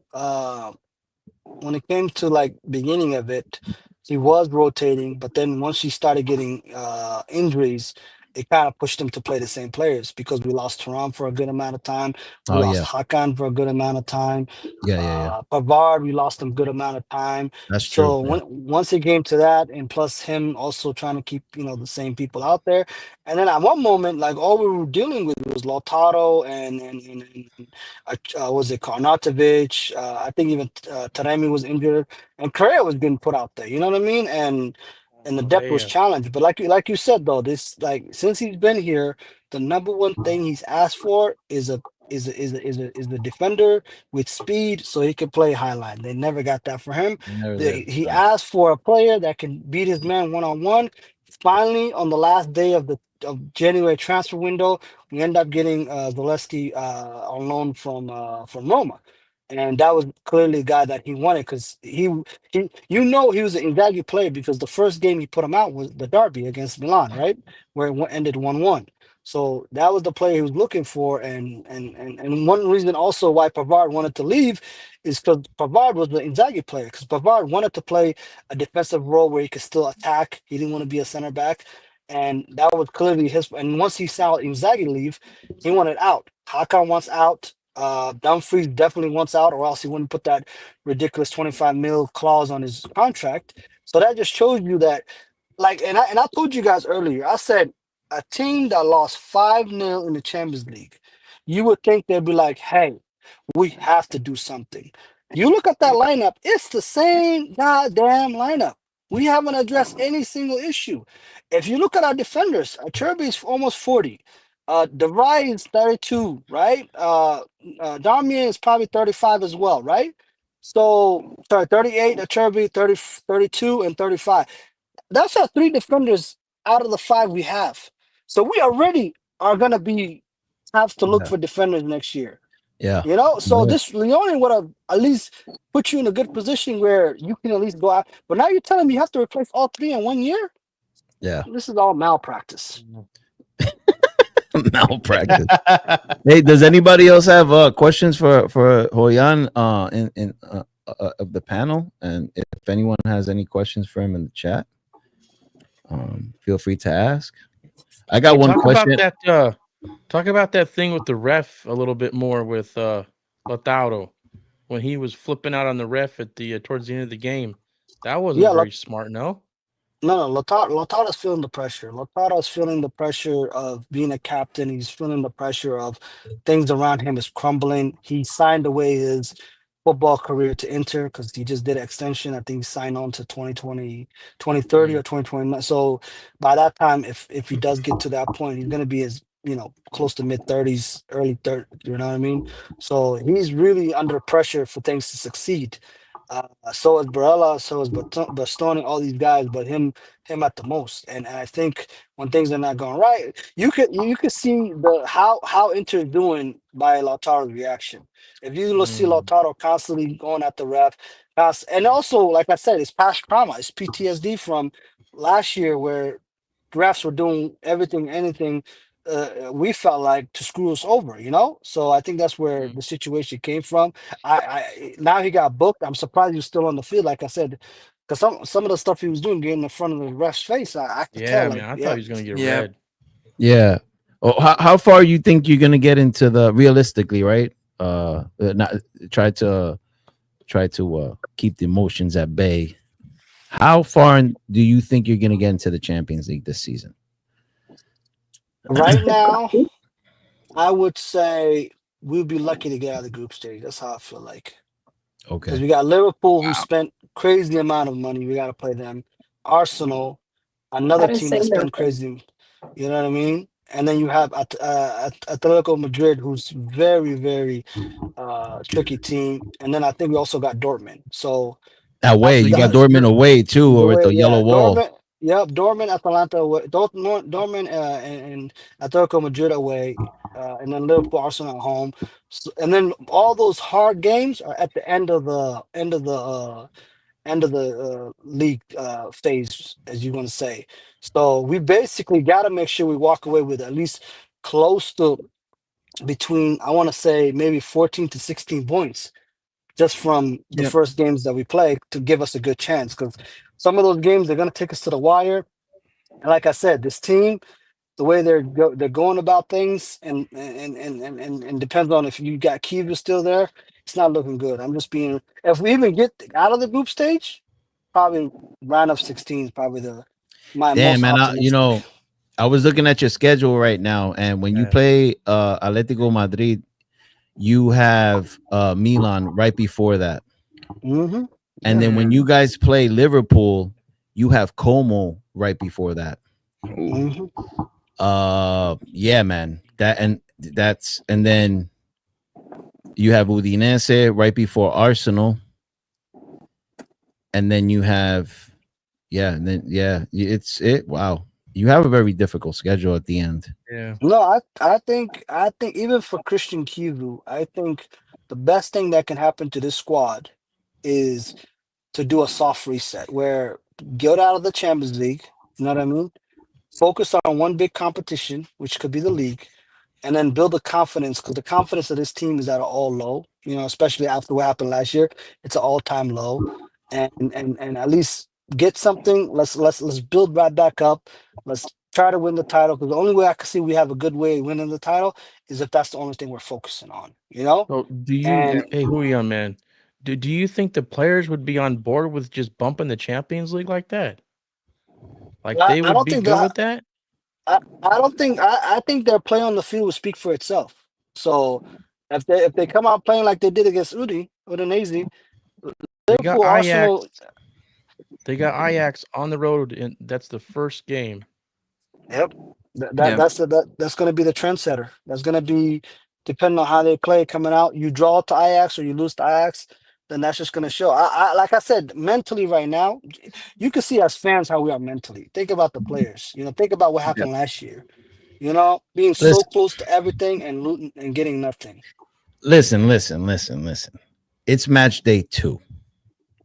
There's a lot of games that need to be played. I think, I think both reactions I think are like a little bit over the top. One reaction, we're in the hunt for the Scudetto after match day 2. The other reaction, we're not making top 4 out of match day 2. I think both those reactions, regardless of what club you're a fan of, I think it's an overreaction right now. I mean, you really have to wait. I mean, Kivu could turn things around. He could. Maybe this right now had to happen to wake everyone up. Who knows? But I really do think that both reactions are a little bit over the top in match day 2. Because look, last season, what was the word on the street? Atalanta are going to win the Scudetto, right? That was the word. Atalanta's winning the Scudetto. Did Atalanta win the Scudetto? No. We lost against Hellas Verona, match day 1. Napoli, nah, they can't beat Hellas Verona at home. There's no way they're going to win the Scudetto. And look what happened. So we need to wait. We need to calm down, and we need to wait because we need to be realistic. I get the emotional part of it. I understand it. I'm there too. Don't get me wrong. If we would have dropped points against if we would have dropped points last weekend, I would have been like, there's no way we win the Scudetto if we're dropping points at home against a team like them. You know what I mean? So these are overreactions, bro. A lot of things happen. You know what I'm saying? Teams that are fighting for the Scudetto get an injury crisis. All of a sudden, they're not Scudetto favorites anymore, or they're not in the hunt for the Scudetto. A back line turns to crap. Yeah, they score goals, but they can't defend. they start dropping points. So a lot of things happen, man. A lot of things happen. So we got to just calm down, I think. Yeah, man. I think that next match versus Juve is really going to tell a lot of the story if they really want to try to still be a team that's gonna, contend. That's gonna be a huge match, man. Arch rival. Juve's, in great, amazing form according to their fans. So I think Inter gonna go into Torino, Huyan, and Inter gonna give it to them. That's gonna be a good game. They ain't gonna come in there like a bunch of wussies, man. They're coming. For all, like I said, it's this game will determine what what the player's connection to Christian Kivu is. Is he substitute teacher, or is he their best friend, or if they believe in him? And that's what's going to determine. Because if you go out there and lay an egg and Juve, and Juve, all it takes, and historically we have had troubles beating Juve in Turin, so now it's already uphill battle. You know what I mean? This could have been one of the games where we overlook if you lost and be like, you know what? If you would have got 6 out of 6 your first 2 games and you lose against Juve, we would have been like, we didn't have success beating Juve away with anybody. And it's all about the performance and how it happened. But now you get to a game where you can't lose. You can still draw and make it away, but you cannot lose at this point because now you got 2 losses. In my mind, usually once you get that 3rd loss, you're out of the title race. Yeah, you're out of generally, generally winners are usually either 3 or less. Sometimes you'll hit 4, but most of the time it's 3 or less. And and I'm guilty of this because I said Kivu is he's not a top manager. You don't know what you're gonna get, but at the same time I always said, well, Inter have the talent, so it shouldn't be as hard for him. But then Garcia walked in and took over Napoli that won the Scudetto by 20-something points. And turned into a total flop, a total fluke. And it was because the players did not believe in this man. So is that going to happen at Inter? I think that's the key question. I think that's what's going to come down. Are the players going to fully invest in Kivu's project? Because management already did what they were going to do in the transfer window, which wasn't much. So now it all falls, unfortunately, under this man called Kivu, and let's see if he could, round these guys up and have them fight for something. But it remains to be seen, man. I don't know. I don't want to sound like a broken record, but like I said, this guy is way over his head, bro. He lied on the ZV, bro. He's pretending to be a doctor and never went to medical school. He's way over his head, literally. All right, man. Well, I think we hit up. You want to answer that question, Hoyan? Yeah, Hoyan has a question here. It says, Hoyan, do you think a different manager would really make a difference? For me, it seems like the issue with Inter is more so the squad than the coach. I think it's a little bit of both. The squad, like I said, these guys, you have to understand, especially once you get to a world-class level type of guy, you can't just bring anybody to try to coach them, right? And bringing Christian Kivu already was a failure in itself because these players are looking at this guy and be like, yo, who did you coach? What are you going to teach me? You know what I mean? And now I feel like it's an autopilot where it's all about relying on the top players. I think if you can go out there, get it right. This guy, he's talking about this guy. Yeah, he's talking about the right. The right. Talking that flipper, little flippy flip. Yeah, he's talking about Anyway. Yeah. Okay. You're talking about flipper guy over here. Oh, we're the only team battling Napoli for the Scudetto next week. Oh, shit. Top 4 is out the door. The week next. Relegation for Milan. Well, I said fifth. 20% to win, he said. 20% to win, he said. Wait. He said, I thought he said relegation. Wait a second. I said 5th. Well, he had to have been joking. I mean, he said so much nonsense. We can't even keep up no more. So let's just move on. let's move on, Sure, buddy. Anyway. Yeah. I mean, Juve haven't been particularly impressive either. Yeah, no, during those 2 wins, we haven't. So I wouldn't be surprised if Inter does try to come in. It's going to be a 50-50 game. Yeah. But in Turin... No. They're trying to do the jinx things. 80-20, 80-20. 80, but 90, in Turin, 20. it's different, yeah. I think Juventus has the momentum. Well, I think they're gonna walk into that not only because you play at home, but because you've won your both of your games. And Inter right now just dropped points and new manager. I mean, pressure. You know, that 5-0 in the Champions League is still a memory.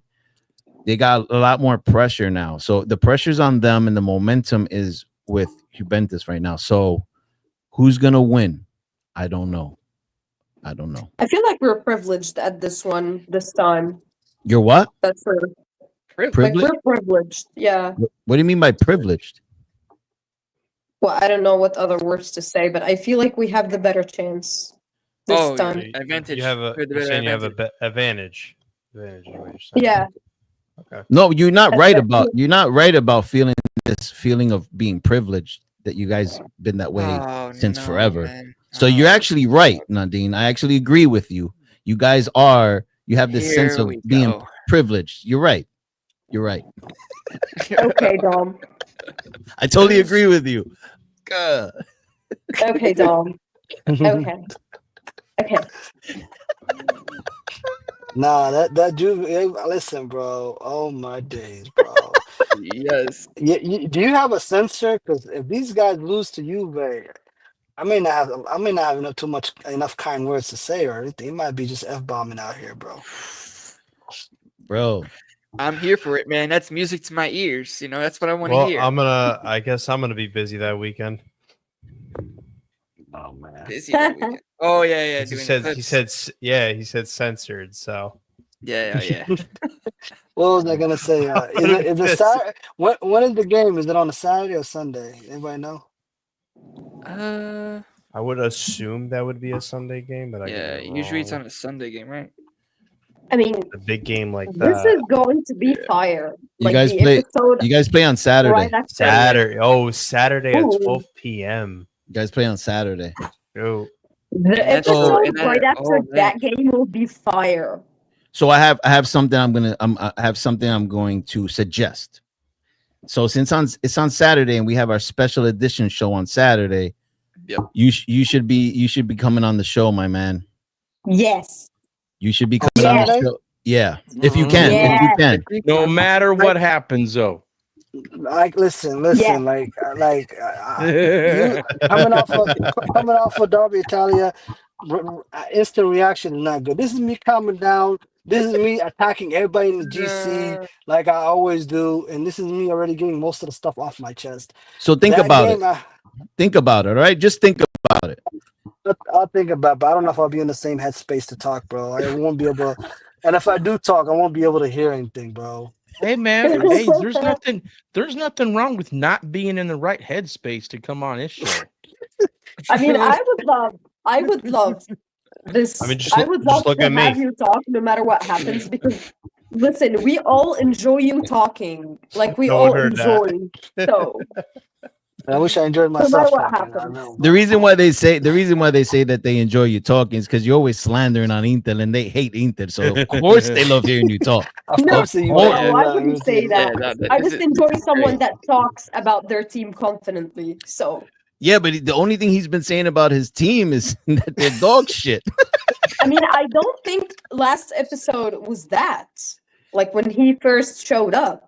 Oh yeah, you got the skit. We got the skit. We can show you that he didn't say anything positive about Inter. Nothing positive at all. It wasn't that bad. It wasn't that bad. It was nothing, bro. It was nothing positive.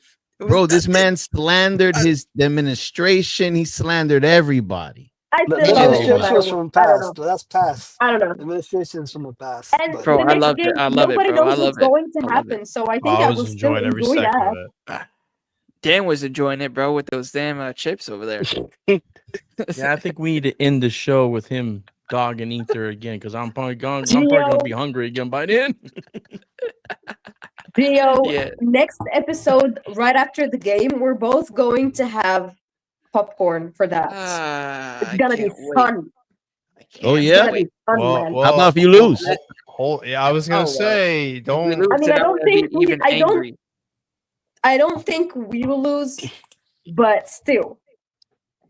Okay. I'll be honest with you. I have no idea what's going to happen in that game. It could be that game is still, Juve destroys them. Inter it's destroys unknown for them. me. There is no telling what's going to happen in that game. Listen, No, Exactly. Inter, Juventus don't have the best back line, and Inter have the best front attack. And Inter, in my opinion, has a better midfield, slightly. So I think it's going to be close. I think it's going to be a very close game. I think it's going to be very close. They definitely I mean, got to it will have be a some game to pride enjoy in for that game sure. too, man. They're gonna bro. come with pride. Yeah. It's Well, If gonna be Inter plays entertaining. the That's for sure. game, if Inter plays the game and not the moment, they should be fine. But if they play everything situation and they go in there thinking about the worst and getting in their heads like they do, because this happened, then it's gonna be a nightmare. So that's how it is. You got to watch out with that high press against Juventus, especially with those pacey players that they got. Oh yeah, A Jonathan yeah. David, a Yildiz. Now they got Sakrova, bro. You can't be playing that high press like that crazy. Not with And those, that's the not with those 40-year-olds you got back there. and that's the thing. Kiva needs to understand. You got a Cherry playing in the half line. Like, what are you doing? Like, and that's. Listen. Just learn from your mistakes. Like I said, I'm already out on you, but learn from your mistakes. If this is your first loss, We'll just learn find from your out on mistakes. the Derby d'Italia, man, because that's a big game. Yeah, We'll find yeah. No, out. I do want to also hear with another question from my guy J Max says, Hoyan, how do you feel about Cananoglu not going to Turkey? Anybody that knew Hakan, he wants out of Inter. He thinks the project is dead. He feels like he needs to move. He's been in Italy for God knows, maybe 7 years, whatever. I think maybe 8. I don't know how long he was at Milan, but he's been with us for I think 3 or 4. Yeah. So I think his time, he wants to go back home, Turkey. That's why he's talking to Galatasaray. That's why he was talking to, I think it was Fenerbahce. And Inter needs to just like, I don't think they'll sell him now because there's no replacement out there. You know what I mean? But this is the thing I go back to where if a player's unhappy or if you see the players doing some backdoor stuff, bro, you moved off of Brozovic, move off of him. He clearly is past his best. We saw it last year. And then now he's just causing other issues. 'Cause up to now, I'm hearing that he's still in contact, or his agent is still in contact with Galatasaray. I would have let him go, but I think right now it's too late. Maybe in January you may move off of him, but it's too late now. I wish they moved off of him. Yeah. Mhm. Yeah, man. I mean, look. I mean, listen. The international break is coming soon, man, and also with the, I mean, it could benefit Inter, and that's why maybe Juventus could lose the momentum also from my guy Euro, man. I mean, That's a good point. it depends, bro. Wait, I What do you got think can happen in that match? I can't wait. It's a Say- derby. Like so anything can happen on that one. say if Inter for some they go into the season, they struggle more, whether it's Champions League or Serie A. Do you see one of your big stars possibly leaving in the summer next season? And if think so, next summer, who? I think for sure Thuram is leaving. I think Thuram's last year will probably be this season. Like I said, Lautaro, Barella, Bastoni are probably going to be at Inter unless Inter push to sell them, But I think he would be the next guy. If Hakan has not left already, Thuram, I don't see him being an Inter player after next year. Yeah, yeah. Big up to my guy Michele over here. Says they didn't beat us last season when we were ass, and they were title favorites. So you never know. Yeah, well, you never know with the Derby d'Italia. So Exactly. you never know in any game. You never Exactly. know in any game, man.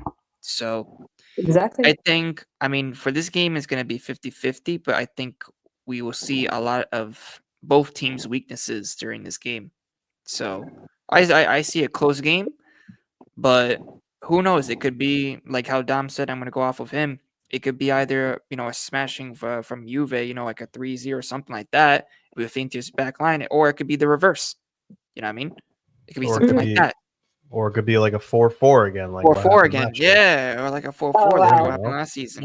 Or it could be a 0-0.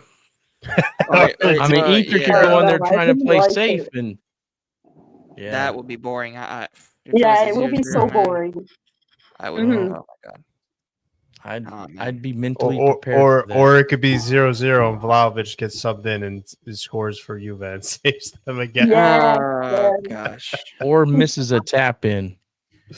Or that too. Yeah, Then that is forget about true. it. That And is then I'm true. gonna come back here and be like, Oh, I I'd guess I love was that. right. Oh my god. Oh, if he missed Cristante a is right tap in there to to reinforce your midfield. not win Absolutely or not. lose. Oh god, that would be so beautiful. Absolutely not. We don't need Cristante, bro. Absolutely not. Absolutely not. Let me see any more comments from the chat. Make sure to put it because I'm reading everybody's chats right now, so then I don't miss any. So make sure to repeat any questions that anybody has in the chat. So then we will go through it, and then we will close out this episode of Tutto Calcio, and we will be back on Thursday night. So let me see. Vlahovic will score a hat trick and remove his shirt to reveal a message slandering Gio. Oh my god! You know, J Mac, bro, you got the craziest comments, bro. I swear. Usually, except from last season, from last year, there isn't a high score line in the Derby d'Italia. That is true. Well, only the 4-4, I think, was the high scoring, right? That's it. It hasn't been like that for years. Yeah, no, that game was crazy. Let me see here. Any more questions, guys? No, so guys on the panel too, if you have any questions for Hey, anybody. Joe, put that back up there for more than a split second, bro. Nah. Put that back up on the screen, man. What Absolutely. Hey, There you go. There you go. How you feeling I about don't West know how to Ham? say it. But like, I'm watching you, Gio. I'm watching you. You don't skip through the Napoli Gio, comments. we're more than them. We are more than them in this panel. So you get to do whatever you want, man. What was that? We are more than you guys are. Like, What are you talking about? More than we are. What does that even mean? I mean, the Juventus fans are more than Napoli fans. We get to do whatever we want. More in what way? More in what way? Like more like members Privilege. in She general. means like they're like privileged. fatter, like privileged. overweight, like more body mass. Like what are we talking about? More. What does that even mean? I mean, more Like members. you got So more we hair. He Like gets you to do- need I to mean, go get a He gets to haircut. do Like whatever he wants. He gets to do whatever he wants. More chips for this one. well, no.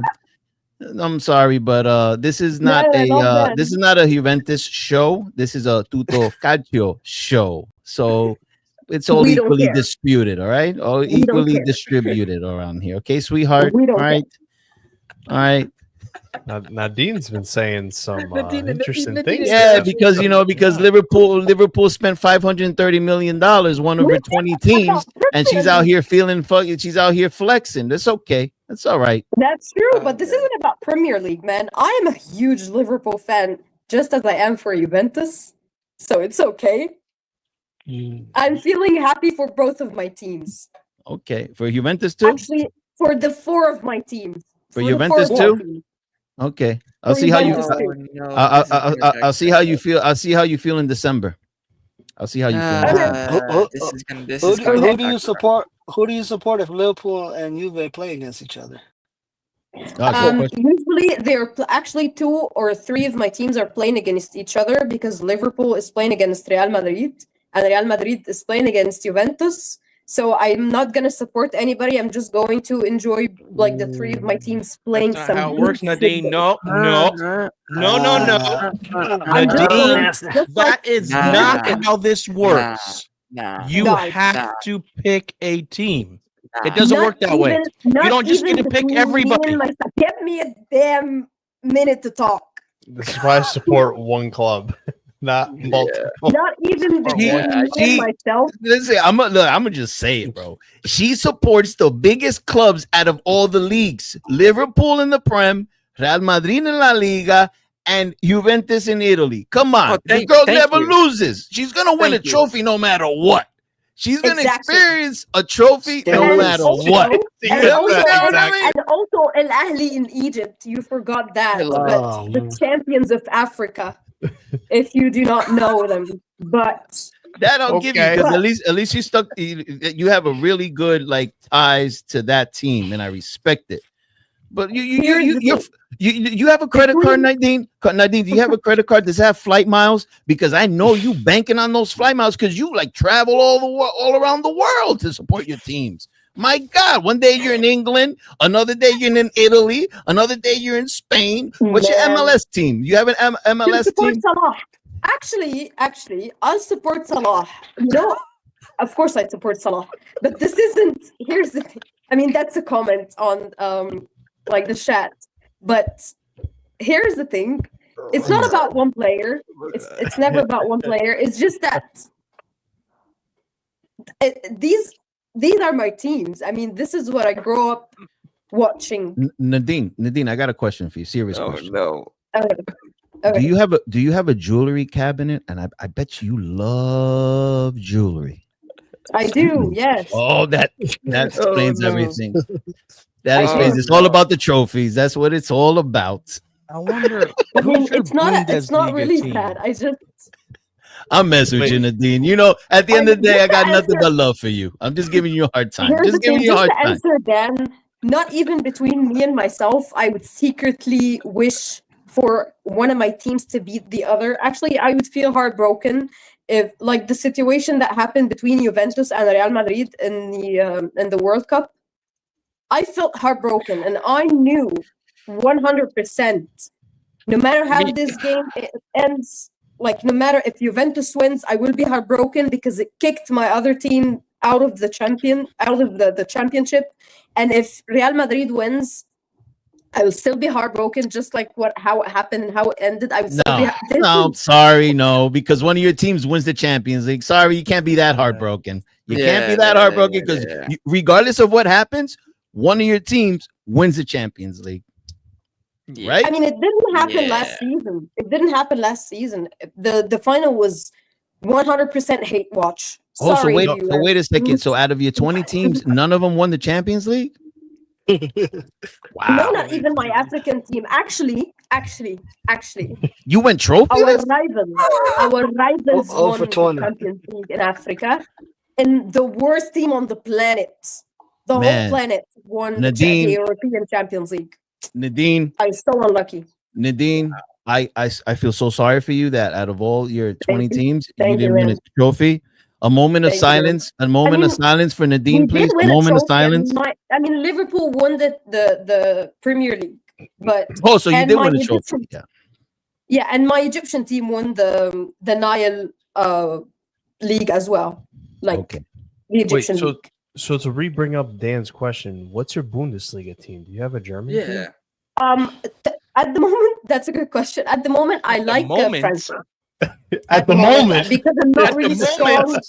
What, you like change every other year? At the moment, guys, because I'm not really. I have never been that strong on Bundesliga. Oh no, Nadine, you to this episode 26 is normally Francesco getting cooked, but episode 26 you took it away from Francesco. You officially are the panel member that got cooked today. I love watching football in different countries and different leagues. I have no idea why is everyone mad and raging.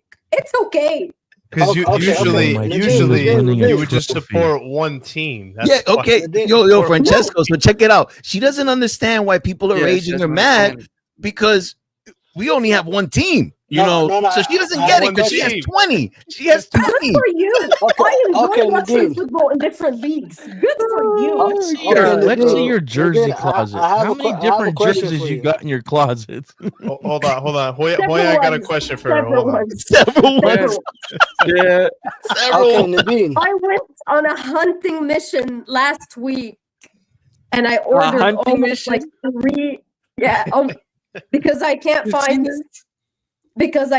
my size in Egyptian stores. So I went and ordered 3 different jerseys. Oh man, you got Didi. You got Didi in the chat trying to help her out. Yeah, I mean Didi has a couple of clubs too. I don't understand why they're debating. No, I just wanted to narrow down. My question is, let's say everybody on the panel, we put our money together and we can get you all exclusive paid to go watch a game for Juve in Turin, a game in Liverpool to watch Liverpool in the Champions League, or Madrid to watch Real Madrid. Which one of those tickets would you take? Like you, all expense paid. You're gonna get front row seats to watch the team play in the Champions Ooh. League. Okay. Oh, this is So gonna be a good answer. you're Here we telling me go. I have to choose between Juventus, Real Madrid, or Liverpool game Liverpool. Yeah. Yeah. Yep. in the Champions League. Yeah. In the Champions League. At home. She has to think about it. She has to think about it. All expense Focus. It's paid. not that hard. Oh, I mean, I think I would go with Real Madrid. Oh, okay, that's it. Thank you. Well, there's your number one club. There it is. I would go with There Real it is. Madrid. Real Madrid, nice. 15 Champions Leagues, right? Okay. Nadine? Okay. Yeah, the one that who has did Exactly. like He said 50 million himself. Champions Gio, Leagues. Gio, you're laughing, but you're saying facts. Exactly, man. What do you mean I'm saying 15 facts? Champions Leagues. What do you mean? 15 Champions Wow. Leagues. look at what Didi said. Look at what Didi said. Oh Nadine, my there's two words for you, Nadine. You ever heard of the term glory hunter? You ever heard of that term? Hold on. I'm curious. Maybe I'm Google that curious. after the Oh, show. man, what the? Nadine, I'm curious. Who would be? Glory Hunter. It's the Glory Hold Hunter. on. I'm not a glory hunter. This is the Who would first be team number- I ever started supporting when I was like really young. You all know I started supporting Juve between like 2021 and 2022. So I guess this is the first. Why are you looking at me like that? I don't understand what the fuck is going on with you. I'm done. I'm about to leave, bro. I'm about to leave, man. I'm about to leave. Oh my God. 2021, 2022. You picked the right choice. I agree with you. Nobody watching Let's this. see. 100%. 2021, 2022. Who won? Yo, Nadine got caught on camera saying that she would rather go watch Real Madrid than watch Juventus in the Wow. Champions League. You got a whole bunch of Juventus fans in here that despise Real Madrid. Ooh. Nadine, you have rage baited this fan literally base we're more than I playing- could ever rage bait them. Congratulations. I admire you. I admire you. Dumb. You made the right choice. Dumb. Shut up. I fucking don't hate know Real her. Madrid. Last episode, I wanted to show up in a Real Madrid kit, and we are playing against Real Madrid. Oh man. Nah. Hell no, bro. That ain't happening. That ain't Nadine. happening, bro. Nadine, This is- yo, I got a hell of respect for you now. Yeah, Yo, hell yeah, yeah. you got a lot of foot soldiers, bro. You see what I'm saying, bro? Even if we got literally claimed you But fans Gio, in the Gio, panel we- saying that. Oh, But Gio, we know You guys. but Dom, tell them we knew this for years, I man. don't When CR7 understand. I don't understand. when CR7 came to Juventus, we knew this was gonna happen. You know, that's why a lot of people are walking around, especially in the States, wearing a Juve kit with CR7 in the back. They don't even know any of the history. They don't know that club, you know. So Nadine, nah. so you're saying that Nadine is one of those Real Madrid fans that follow Ronaldo over to Juventus. I'm not saying she No, is, but I the never timeline follow kind one of match player. up. What year? Hold on, what year I did never Nadine follow one enter? player. 2021. When did She said CR7 come? Yeah, no, between 2021 and 2022, when I Okay, so let's when I go back graduated, to and then Wait, 2021. invested. I think More Ronaldo in already Juve. left. Ronaldo, Hold on. No, Ronaldo Let's left. go Ronaldo back to left. 2021 and 2022 and name 3 players that was on Juve's roster that made you want to support Juve. I wouldn't say I started supporting because a few players. I wouldn't say that, because if it was about 3 players, I would have maybe supported Roma, because I've always watched Roma when I was younger because of Salah. Fucking hell, man! What the fuck am I hearing, bro? What the fuck? What Fuck am I hearing? I don't understand what the fuck is going on here, but Well, Yo, he's Nadine, confused Joe, why check this you out. can't name 3 players No, listen. from that year Time out. and why you started supporting Juve. Time out. Yo, let's I lay have off. Let's lay off Guys. Nadine. Let's lay off Nadine. All right, it's been Guys. enough. But listen, Nadine, Guys, you get know off what's my funny about back. Gia? You know what's funny about Gio? get off Is my that back. what's funny about Gio? Me and Gio were having a side conversation, maybe I don't know, like a week ago, and Gio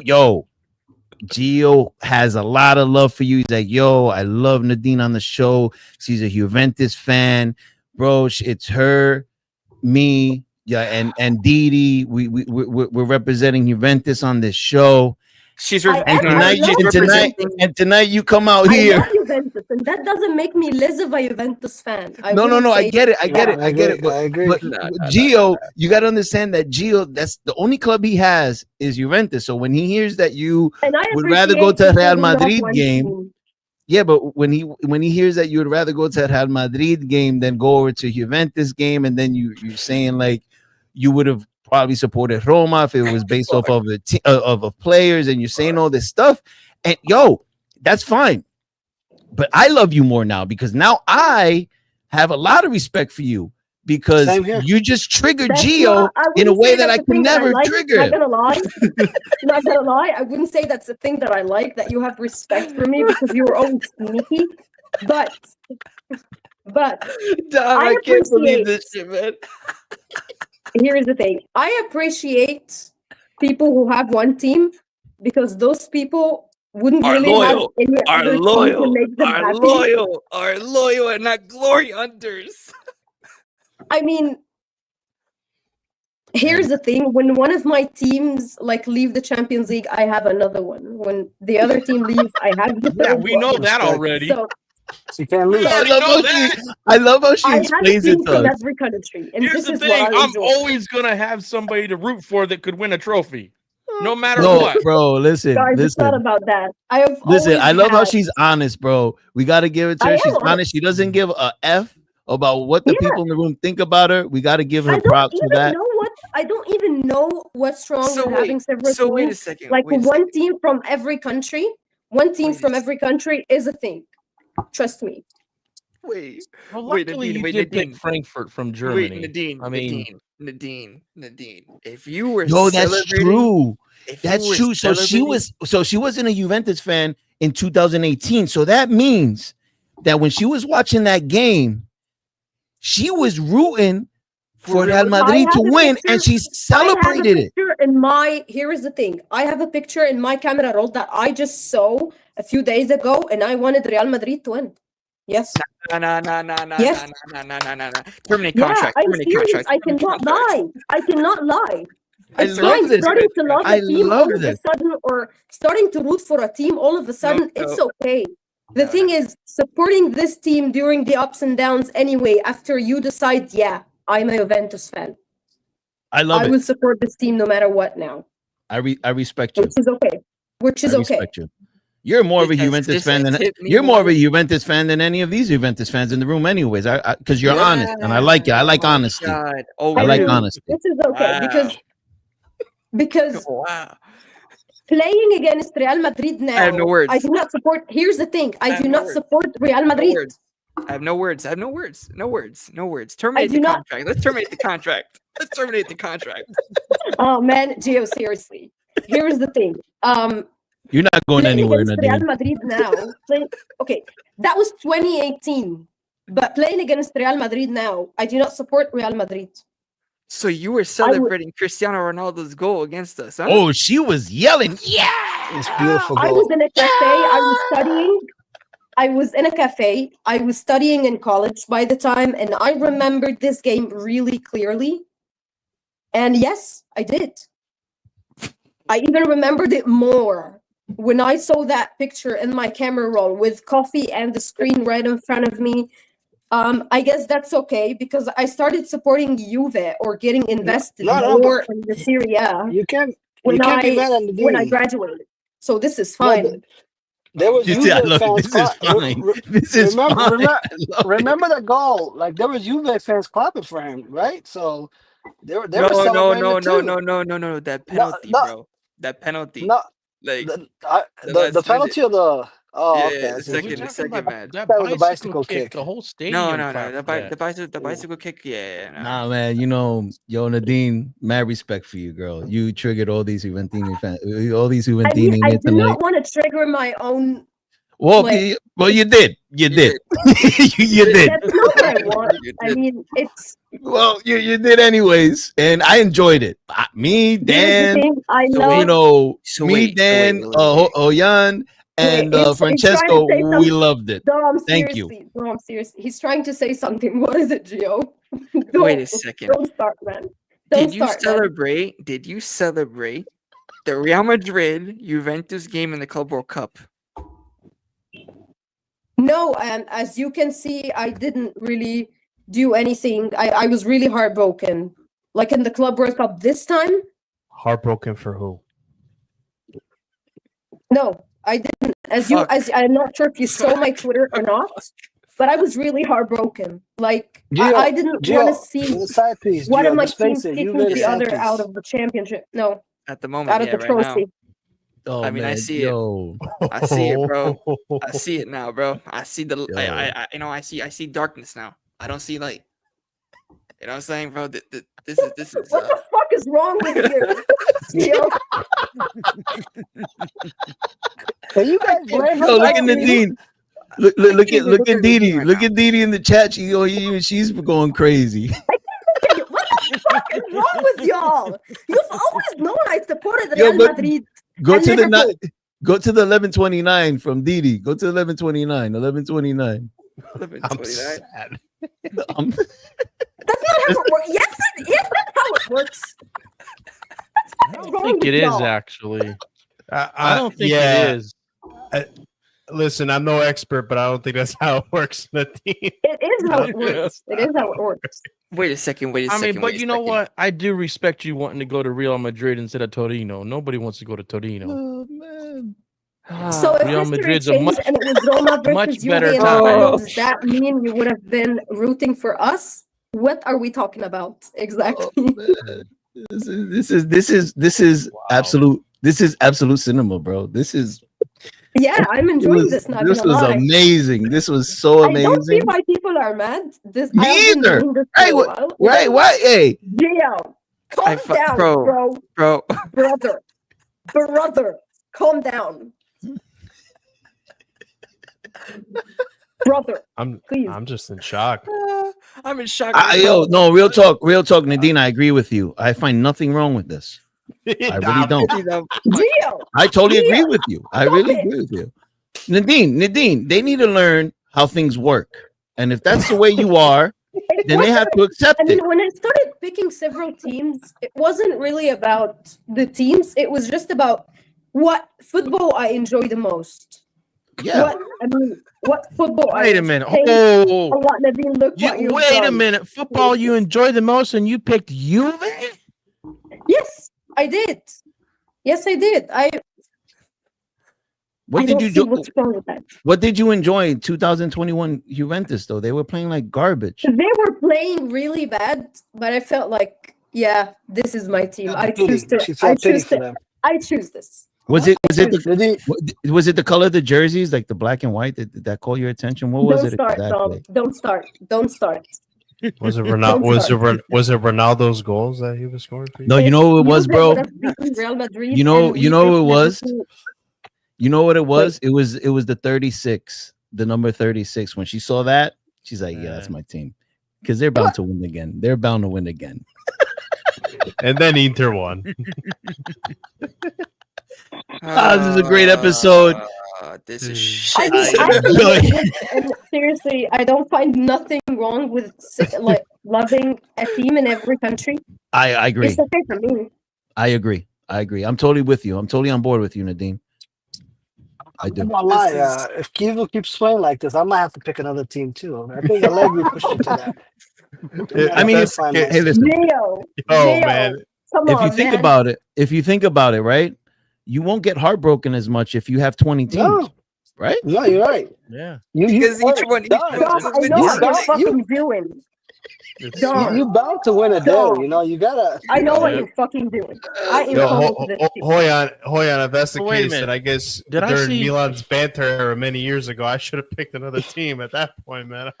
Listen. So what about Nadine is the tattoos? She's ahead of the game. Like, what do you do when you're deciding what tattoo you want to get? A tattoo I want to get. I actually have a football tattoo in general, but it's not for a specific team. Well, because then you would have to put like 20 of those tattoos if it was like a specific team. You would have to put 20 of them. I actually thought about getting like here. I actually thought about getting Juventus Real Madrid, Al Ahly, like the logos, and Liverpool, like all around the football. But I didn't do You that. got enough room on that arm for all that? Do it, please. Do it and show it to us on the show. I need to see I don't this. think I'm gonna have. I don't think I'm gonna have the logos because the logos would change, and I'm not getting any logos. Let me I have a final question for you, because I might go this man. route. So, how were you able to like distinguish what other team you should support? Is there like a specific way you did it? Did you like a player, or how did you decide to do go? that. I would for- just. I mean, a player is a thing. A player is. It's always there's a player that catches your attention. This is a thing. It's Yes. okay. But for Yes. my Egyptian team, for example, for my Egyptian team, I grew up with my father watching that. I grew up with my father watching Juventus as well, but not so much. Yeah. And No. You grew up with Real Madrid beating Juventus. It's Nadine, okay. I know. Nadine. All right, Nadine. Listen, No, listen. I mean- I'm gonna be real with you. Your Egyptian team, we get that because you're from Egypt, so that's ties. Yes. Those are roots, right? We yes, understand. exactly. But where Exactly. we kind of like get confused over here is the Liverpool, Real Madrid, and then Juventus Liverpool. towards the Here's the end. thing. Maybe this is the influence. I would have to be honest. Maybe this is the influence of Salah, who made me first watch this closely. I mean, because I used to watch in 2017. I wasn't really. I would say I wasn't really invested in the Premier League, but then Salah, who had this influence, and I have to be serious, and he planted the love of Liverpool inside my heart now. So even when Salah leaves, which was really close, I would still root for Liverpool. Yeah, but Salah has nothing to do with Real Madrid and Juve. Real Madrid, I've always watched with my parents or with my father and his friends when they would be over. They would always watch El Clásico. And I've always liked Real Madrid, watching even when I was a kid, when I had nothing to do with football. I've always liked Real Madrid. So this, I mean, it just happened. I was like, yeah, I'm gonna watch Real Madrid. I love Real Madrid. Let's do this. So I I'm was really young, surprised. so young. I'm surprised what he didn't support Roma. That's what I was just gonna say. So what about Roma?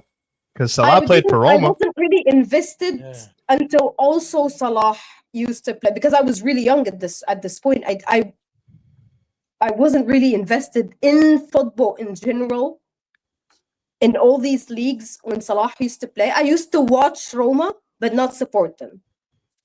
I would only I want Salah. I want Salah to score. I want Salah to score.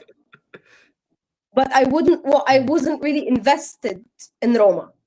I didn't really root for Roma. You wouldn't be, because they weren't winning trophies. No, it's not about that. It's not about that. No. It's gotta be. Okay, I'm curious about who would be the second team you would go watch if it was paid for? Salah in Liverpool, or Juve in Turin, and a Champions League game. I have to.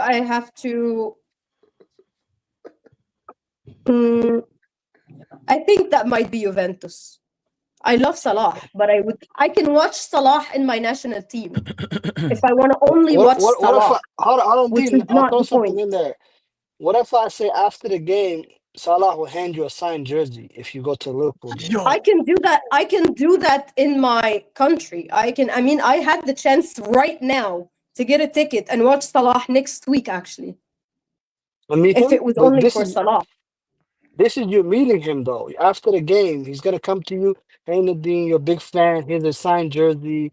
Thank you for supporting me. That would come along with the package. I wouldn't really. I would. If we got to talk about a team, I would watch Liverpool because I want to watch Liverpool and not for Salah. I can watch Salah in my country. Right now, I can go and have and watch him play next week. Seriously. So Liverpool is your second team. Got it. Fuck, man. I just so it's Real Madrid, Liverpool, and then Juventus. No. You have to put her team first, her Egyptian team. Then Madrid. Your Egyptian team, Real Madrid, Liverpool, Juventus. My Egyptian team is really nice, but they're not doing the best. So I want you all to pray for them right now. I don't think you're gonna get any prayers from any I mean, Juventini the here after ranking what you should be said. that way because she just picked No, so Juventus I not would too long say ago. no. I would say I would I watch have no words. No words. No Real words. Madrid, Juventus, and Liverpool. The third, away from my Egyptian team, obviously. That's not. They are not in the same Champions League because they are African. They are not in the same Champions League. So I would say Real Madrid, Juventus, and then Liverpool. But it has to be Real Madrid, right? Has to be. So, I'm gonna ask you something, Gio, guys. Something. Just one thing. Who is more likely to win the Champions League this season? In your Gio, go ahead, opinion? Gio. In your opinion? Right now? Mhm. Right now? Listen, man. Liverpool have if they don't win, it's good. I mean, listen, they got Isak. You know, I think That's Liverpool a good answer. That's a good answer. Yeah, because you support like 20 damn teams. That's No. That's a good answer. I mean, I love how you didn't say Juventus just because you support them. You know, no, I know you're realistic. You're realistic, and you know your part. So if I say I'm gonna watch Real Madrid or Liverpool in the Champions League, it's because they're more likely. I mean, I'm being serious, and I know my teams as well. I don't see the problems with that. I don't see any problem with that. okay, let's move on. Let's move. People are Okay, sleeping. I enjoyed this. People are sleeping. Other people are eating. I mean, I'm gonna be honest with you, Nadine. I'm enjoying this, man. I'm enjoying it. I like that. It's crazy. It's crazy week to week how things move. It's crazy. Yeah, no. Come on, man. You know, Nadine, I really admire you. I learned something new. I learned something new about you today, and I really enjoyed this segment. I cannot believe you all did not know that I support 4 different teams in football. I didn't know that you supported 20. I mean, yeah, we knew you supported a few, not 20. Yeah, not fucking 20. Hey, you know. The fuck is wrong with you, Gio? Wait for me in the green room. Okay, I'm awake. It's okay. Oh, this was good. This was amazing. Amazing time. Look at that. Yeah, but the thing, I'm not gonna lie, bro. We thought that Juve was the first. That's true. Yeah, man. I thought it too. You really hurt Dee Dee's feelings. At my first ever episode in this podcast, you asked me when and how did you become a Juve fan, and I was honest. I said between 2021 and 2022.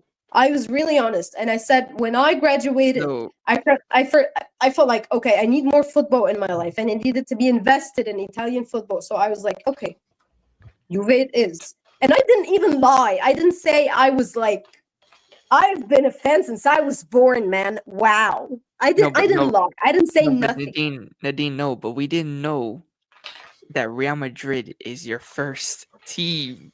We didn't know. I mean, it's the first ever team that I picked myself. You know? Yeah. No, it's the first ever team that I watched, and I was like invested. Like, okay, let's watch Clásico. Okay, fine. I'm gonna root for Real Madrid. Okay. I don't see nothing wrong with that, personally. Where did Juve finish? Remind me, guys. 2021, 2022. Where did they finish? Fourth. Yeah, fourth. Yeah, that's the only thing I'm confused, Nadine, is I mean, why, they were still playing bad. I mean, I don't get why the question. I knew they were playing bad. But why would you support them? But why did you pick them while they were playing bad? Why? I would get it if you did it the year they were like got CR7 or they were 9 in a row. No, I'm not following one player. I'm not following one player. I followed. Terminate contract. You lied on your resume. You lied on your resume to get on the show, Nadine. Nadine, you lied on your resume to get on the show. Mad respect. I love Take that bonus away, man. Take that bonus away. That bonus don't work no more. Oh man. Here's the thing. Terminate contract. I'm here. I'm signing it. No, actually, no. We're not terminating her contract. We're actually going to give her a 20-year extension on this show Promotion. because this is my girl now. This is my girl. I never said Right. I liked them because they were playing their best. I Oh, never Alright, said I Didi, follow one player. Didi, we're on our own now. We're on our own. We're on our own. That's it. No one is safe anymore. No one is safe. We might have to I investigate. guess I'm the only What's safe Juve wrong? one right now, bro. Who wants to take her in then? If you ask me seriously, Who wants to take her in? I won't be surprised at this point that Nadine will become a Napoli fan now or an Inter fan or somebody. I won't be surprised now.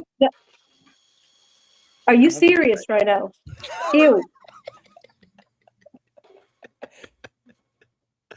Oh man. Oh shoot. You're overreacting, and we can all see that. No, You're I trying to no, I don't think they're. cook me and roast me. You're trying to cook me and roast me, and I see nothing wrong. I see absolutely nothing wrong with having several teams to support. I don't think they were reacting at all. You were celebrating that Real Madrid win over Juventus in the CL final. I think that's messed up. I think that's messed up. Oh my god! Bro. Wait. So Nadine, were you happy when Buffon got that red card? No, not really, because I felt like, what's the reason, man? What was the reason? What was the reason? I love Buffon. I've always liked Buffon. But you celebrated that goal. But you celebrated that goal. But you celebrated that goal, though. Because I don't understand what's wrong. Because that was the only team I'm supporting at this time. Like from the two teams. I'm gonna stop. I'm about to end the damn show. All right. Anyway. Yeah, guys. Hey Nadine, don't feel bad. I commend you. Guys they are trying to make me feel so bad. Yeah, but I'm not gonna feel so bad. that's what this fan base does. They eat their own. But listen, I'm not gonna allow that. I have a lot of respect for you. Thank you. You were honest. Thank you. You were honest. Gio does not like it, but thank you. You were honest. You never stepped back. You never. You were honest the whole way, and you got to commend you for that. And you triggered this fan base tonight. No, like, I didn't. I've never seen before. My fan base, like no, you did. You did. I mean, no, you did. You did. We're in this together. I didn't want to. I don't think they see it that way anymore. I really don't think they see it that way anymore. But don't worry about it. Hey, don't worry. They'll forget about it. They'll take you back in. Don't worry. But right now, you're on probation. You know, right now you're on probation. This is completely fine to me. And by the way, I did shut up, Dom. Didi, what the fuck is wrong with you as well? You and Gio are acting like I killed somebody. Shut the fuck up. That's right. Shut the F up, Gio and Didi. Shut up. I mean, that doesn't make me. I mean, that at the moment, that doesn't make me. I am. Live a Juventus fan. I don't understand. At the moment, you can't pick moments. You can't pick moments. You're not part of Juve anymore. That's right. You're not a part of Juve anymore. Stays who? Says the whole fan base. Can't wait till we get back in that group chat. Can't wait till we get back in that group chat. See what's gonna happen. I can't wait to go back to that green room, man. Bro. Right fucking now. She's like, get in the green room. I'm just calm. So Gio, there was an interesting question many moons ago. Before we What now, Francesco? Oh no, it was this one. That. Oh my god. Before this whole ordeal unfolded. So what are your guys' favorite type of player? And give an example. Be a warrior, midfielder, like Nainggolan, sneaky center, like Mertens, or a hard tackling defender like Nesta. Oh my god. I think this is for the whole panel, right? Yeah, I think so. Yeah, for the whole panel, guys. What are your guys' I'm having trouble players? reading the question for some reason. I don't know. Dom, you start off first. Yeah, Dom, go ahead. What are your guys' favorite type of player? And give an example. Be it a warrior midfielder like Nangolan, sneaky center forward, like. Oh, I used to like Nainggolan so much. So Oh are you my talking? god. Are you talking about like present times or like history of like the club? I used to love Nainggolan, man. I used to like him. I'm about to leave, bro. So I mean See how I'm trying to trigger them right now? But I don't care. So to be honest, like Napoli, since I've been a fan and all the players that I've watched, it's a tricky. That's a tricky question. I have a couple, but if off of the top of my head, I would have to say. Off of the top of my head, I would have to say, damn, I have a couple. I'm gonna throw three out. I'm gonna throw Mertens, Goulibaly, and Hamsik. Those are my three for different types of reasons, but those are my favorite types of players, and it all comes down to loyalty because they were all loyal to the club, and they put in the work, and obviously other reasons too because of the style of play, and stuff like that. But those are my three. Francesco, what about you? For me, it was the guy that made me fall in love with the club. It was Gattuso, the warrior midfielder. What he was able to do on the field and just basically bully players off the ball. That's the guy that made me fall in love with the club. Also because he's has the same roots. He's from Calabria as well. So yeah. Hoyan, what about you, bro? Well, if I talk interbase, I would say Ivan Perisic. I'll say a player that leads by example, a player that's can play with both of his feet. You know what I mean? And anytime you needed him to come through for you, he'll be there. He's reliable. I wish he stayed longer, but yeah, I just like the way he used to carry himself. Yeah. Dan, what about you, bro? It's Posho, man. Posho Lavezzi was just so passionate on the field, so fast, so aggressive. He was a little bit of a gangster. I loved his attitude. He connected with the city. He was the first exciting player that I was able to see in person on the pitch as a Napoli fan. So I don't think I'll ever love anybody more than him. Is Nadine still there? What about Nadine? For what club though, right? For what club though? Something off camera, so it's okay. Like you can go. You can answer that. Yeah, she's getting ready to join a Madrid chat. That's a real chat. I'm sorry, Gio. Gio, I don't think you expect this, Gio. You have a lot of foot soldiers. You've been saying this for the longest. I remember when you guys used to fight with the CR7 Juve fans when things didn't go right. Bro, that was so annoying, bro. Like with the CR7 fans like that, bro. So annoying. So annoying. Every single time. Always something, bro. But for me, all right, I want to say one in my years of watching Juve, Chiellini. In terms of warriors, Chiellini was definitely one of them, without a doubt. In terms of the midfield, I got Marquisio. Marquisio was wow. Oh, man, I used to hate that good, too, man. Yeah, good player. Good player. In terms of center forward, I'm gonna keep it in my time. I want to go Mandzukic. Mandzukic, unbelievable. Man, that guy was insane for Juve. That's my three. Oh, we were doing I didn't know we were picking three. Yeah, we're picking three. Oh, okay. I didn't know that. My other two. Yeah, my other two. What did I do? Okay, Perisic, probably let's put him as a forward. Midfield, I miss Esteban Cambiaso, bro. The guy, so intelligent. Like his IQ of football knowledge is past his prime. Like just crazy.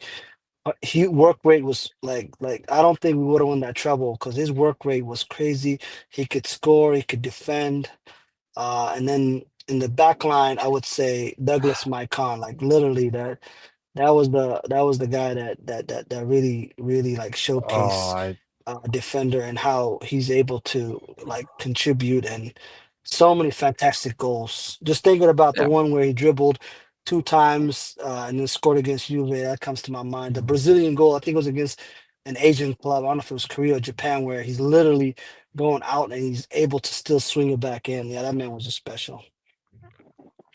Yeah, Tevez, Pogba, Chiellini, that's good. Pogba, It's good, bro. man. Oof. Yeah. No, prime Pogba, that was crazy. Yeah. My other two are Yeah. Hamsik and Koulibaly. Gino, Hamsik, no. don't freaking start. Don't freaking start. Seriously, it's not annoying me. And you're not I mean, it's you're working. not gonna cook me or roast me or whatever. Don't start. I mean, I'm Don't not start. roasting you. My- You're roasting yourself. No, I'm doing great. Man, I'm doing great. I'm doing great. I am doing just fine. It's not like I lied. It's not like I lied about anything. I've been honest. Have you ever decided to see my bio on Twitter? Have you ever I'm going decided to like right to now. look at it? Can somebody please read it out loud for this man right here and for people on the comments or in the chat? Let me see. While they're Dom, looking can you please read it? for that, Dom, can you Oh, please try to? I'm reading it. I'm reading it right now. Yeah, Heart, can you please? heart in Madrid, soul in Turin, dreams Exactly. in Anfield, roots in Cairo. Cairo.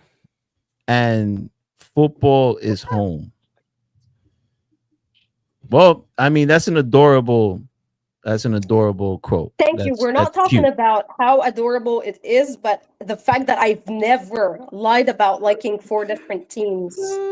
No one's ever said that you lied. No one ever said that. I mean, it's not like I said, oh my God, I was born wrapped in a black and white blanket. I didn't say that. I'm trying. I read this quote. I read this. I read this quote though, right? I read this quote and I automatically think flight miles.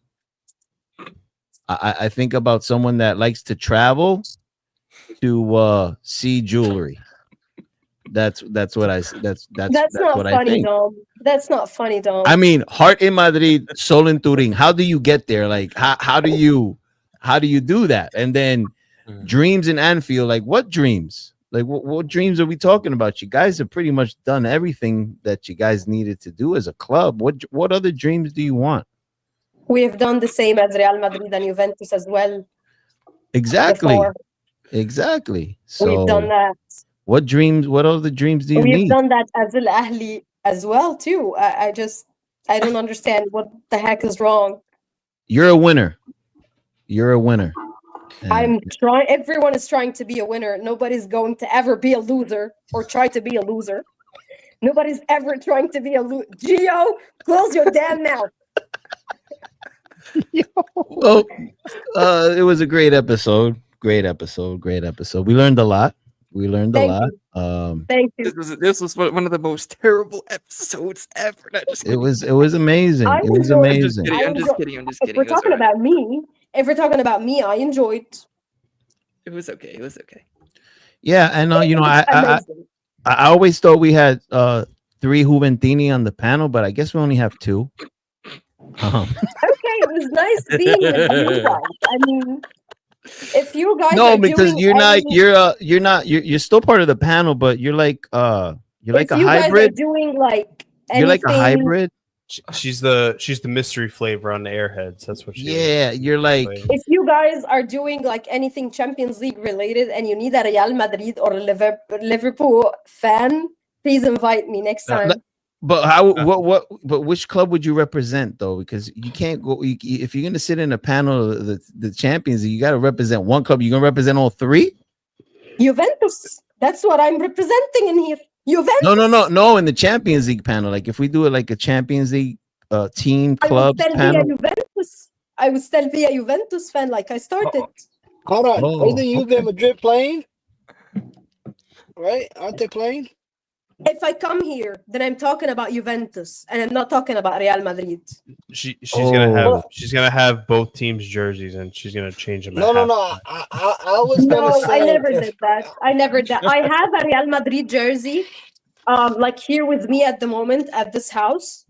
And I did not wear it when we were both playing against each other because it's not even between me and myself. Again, not even between me and myself.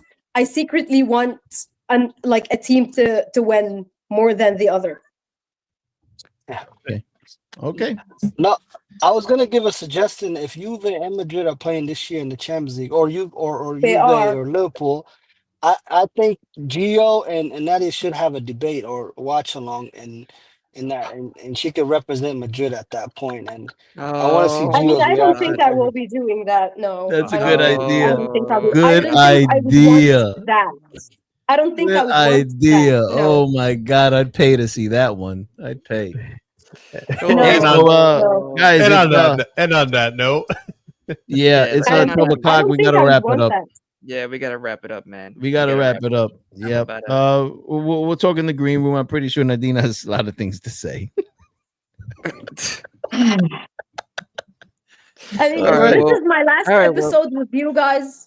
I enjoyed this shit. No, you're gonna be Guys, back. Don't worry. You're gonna be back. You know what? We're gonna give you an extension. We're keeping you for another 5 years. Okay. I don't care what Gio has to say. All right. You're staying here.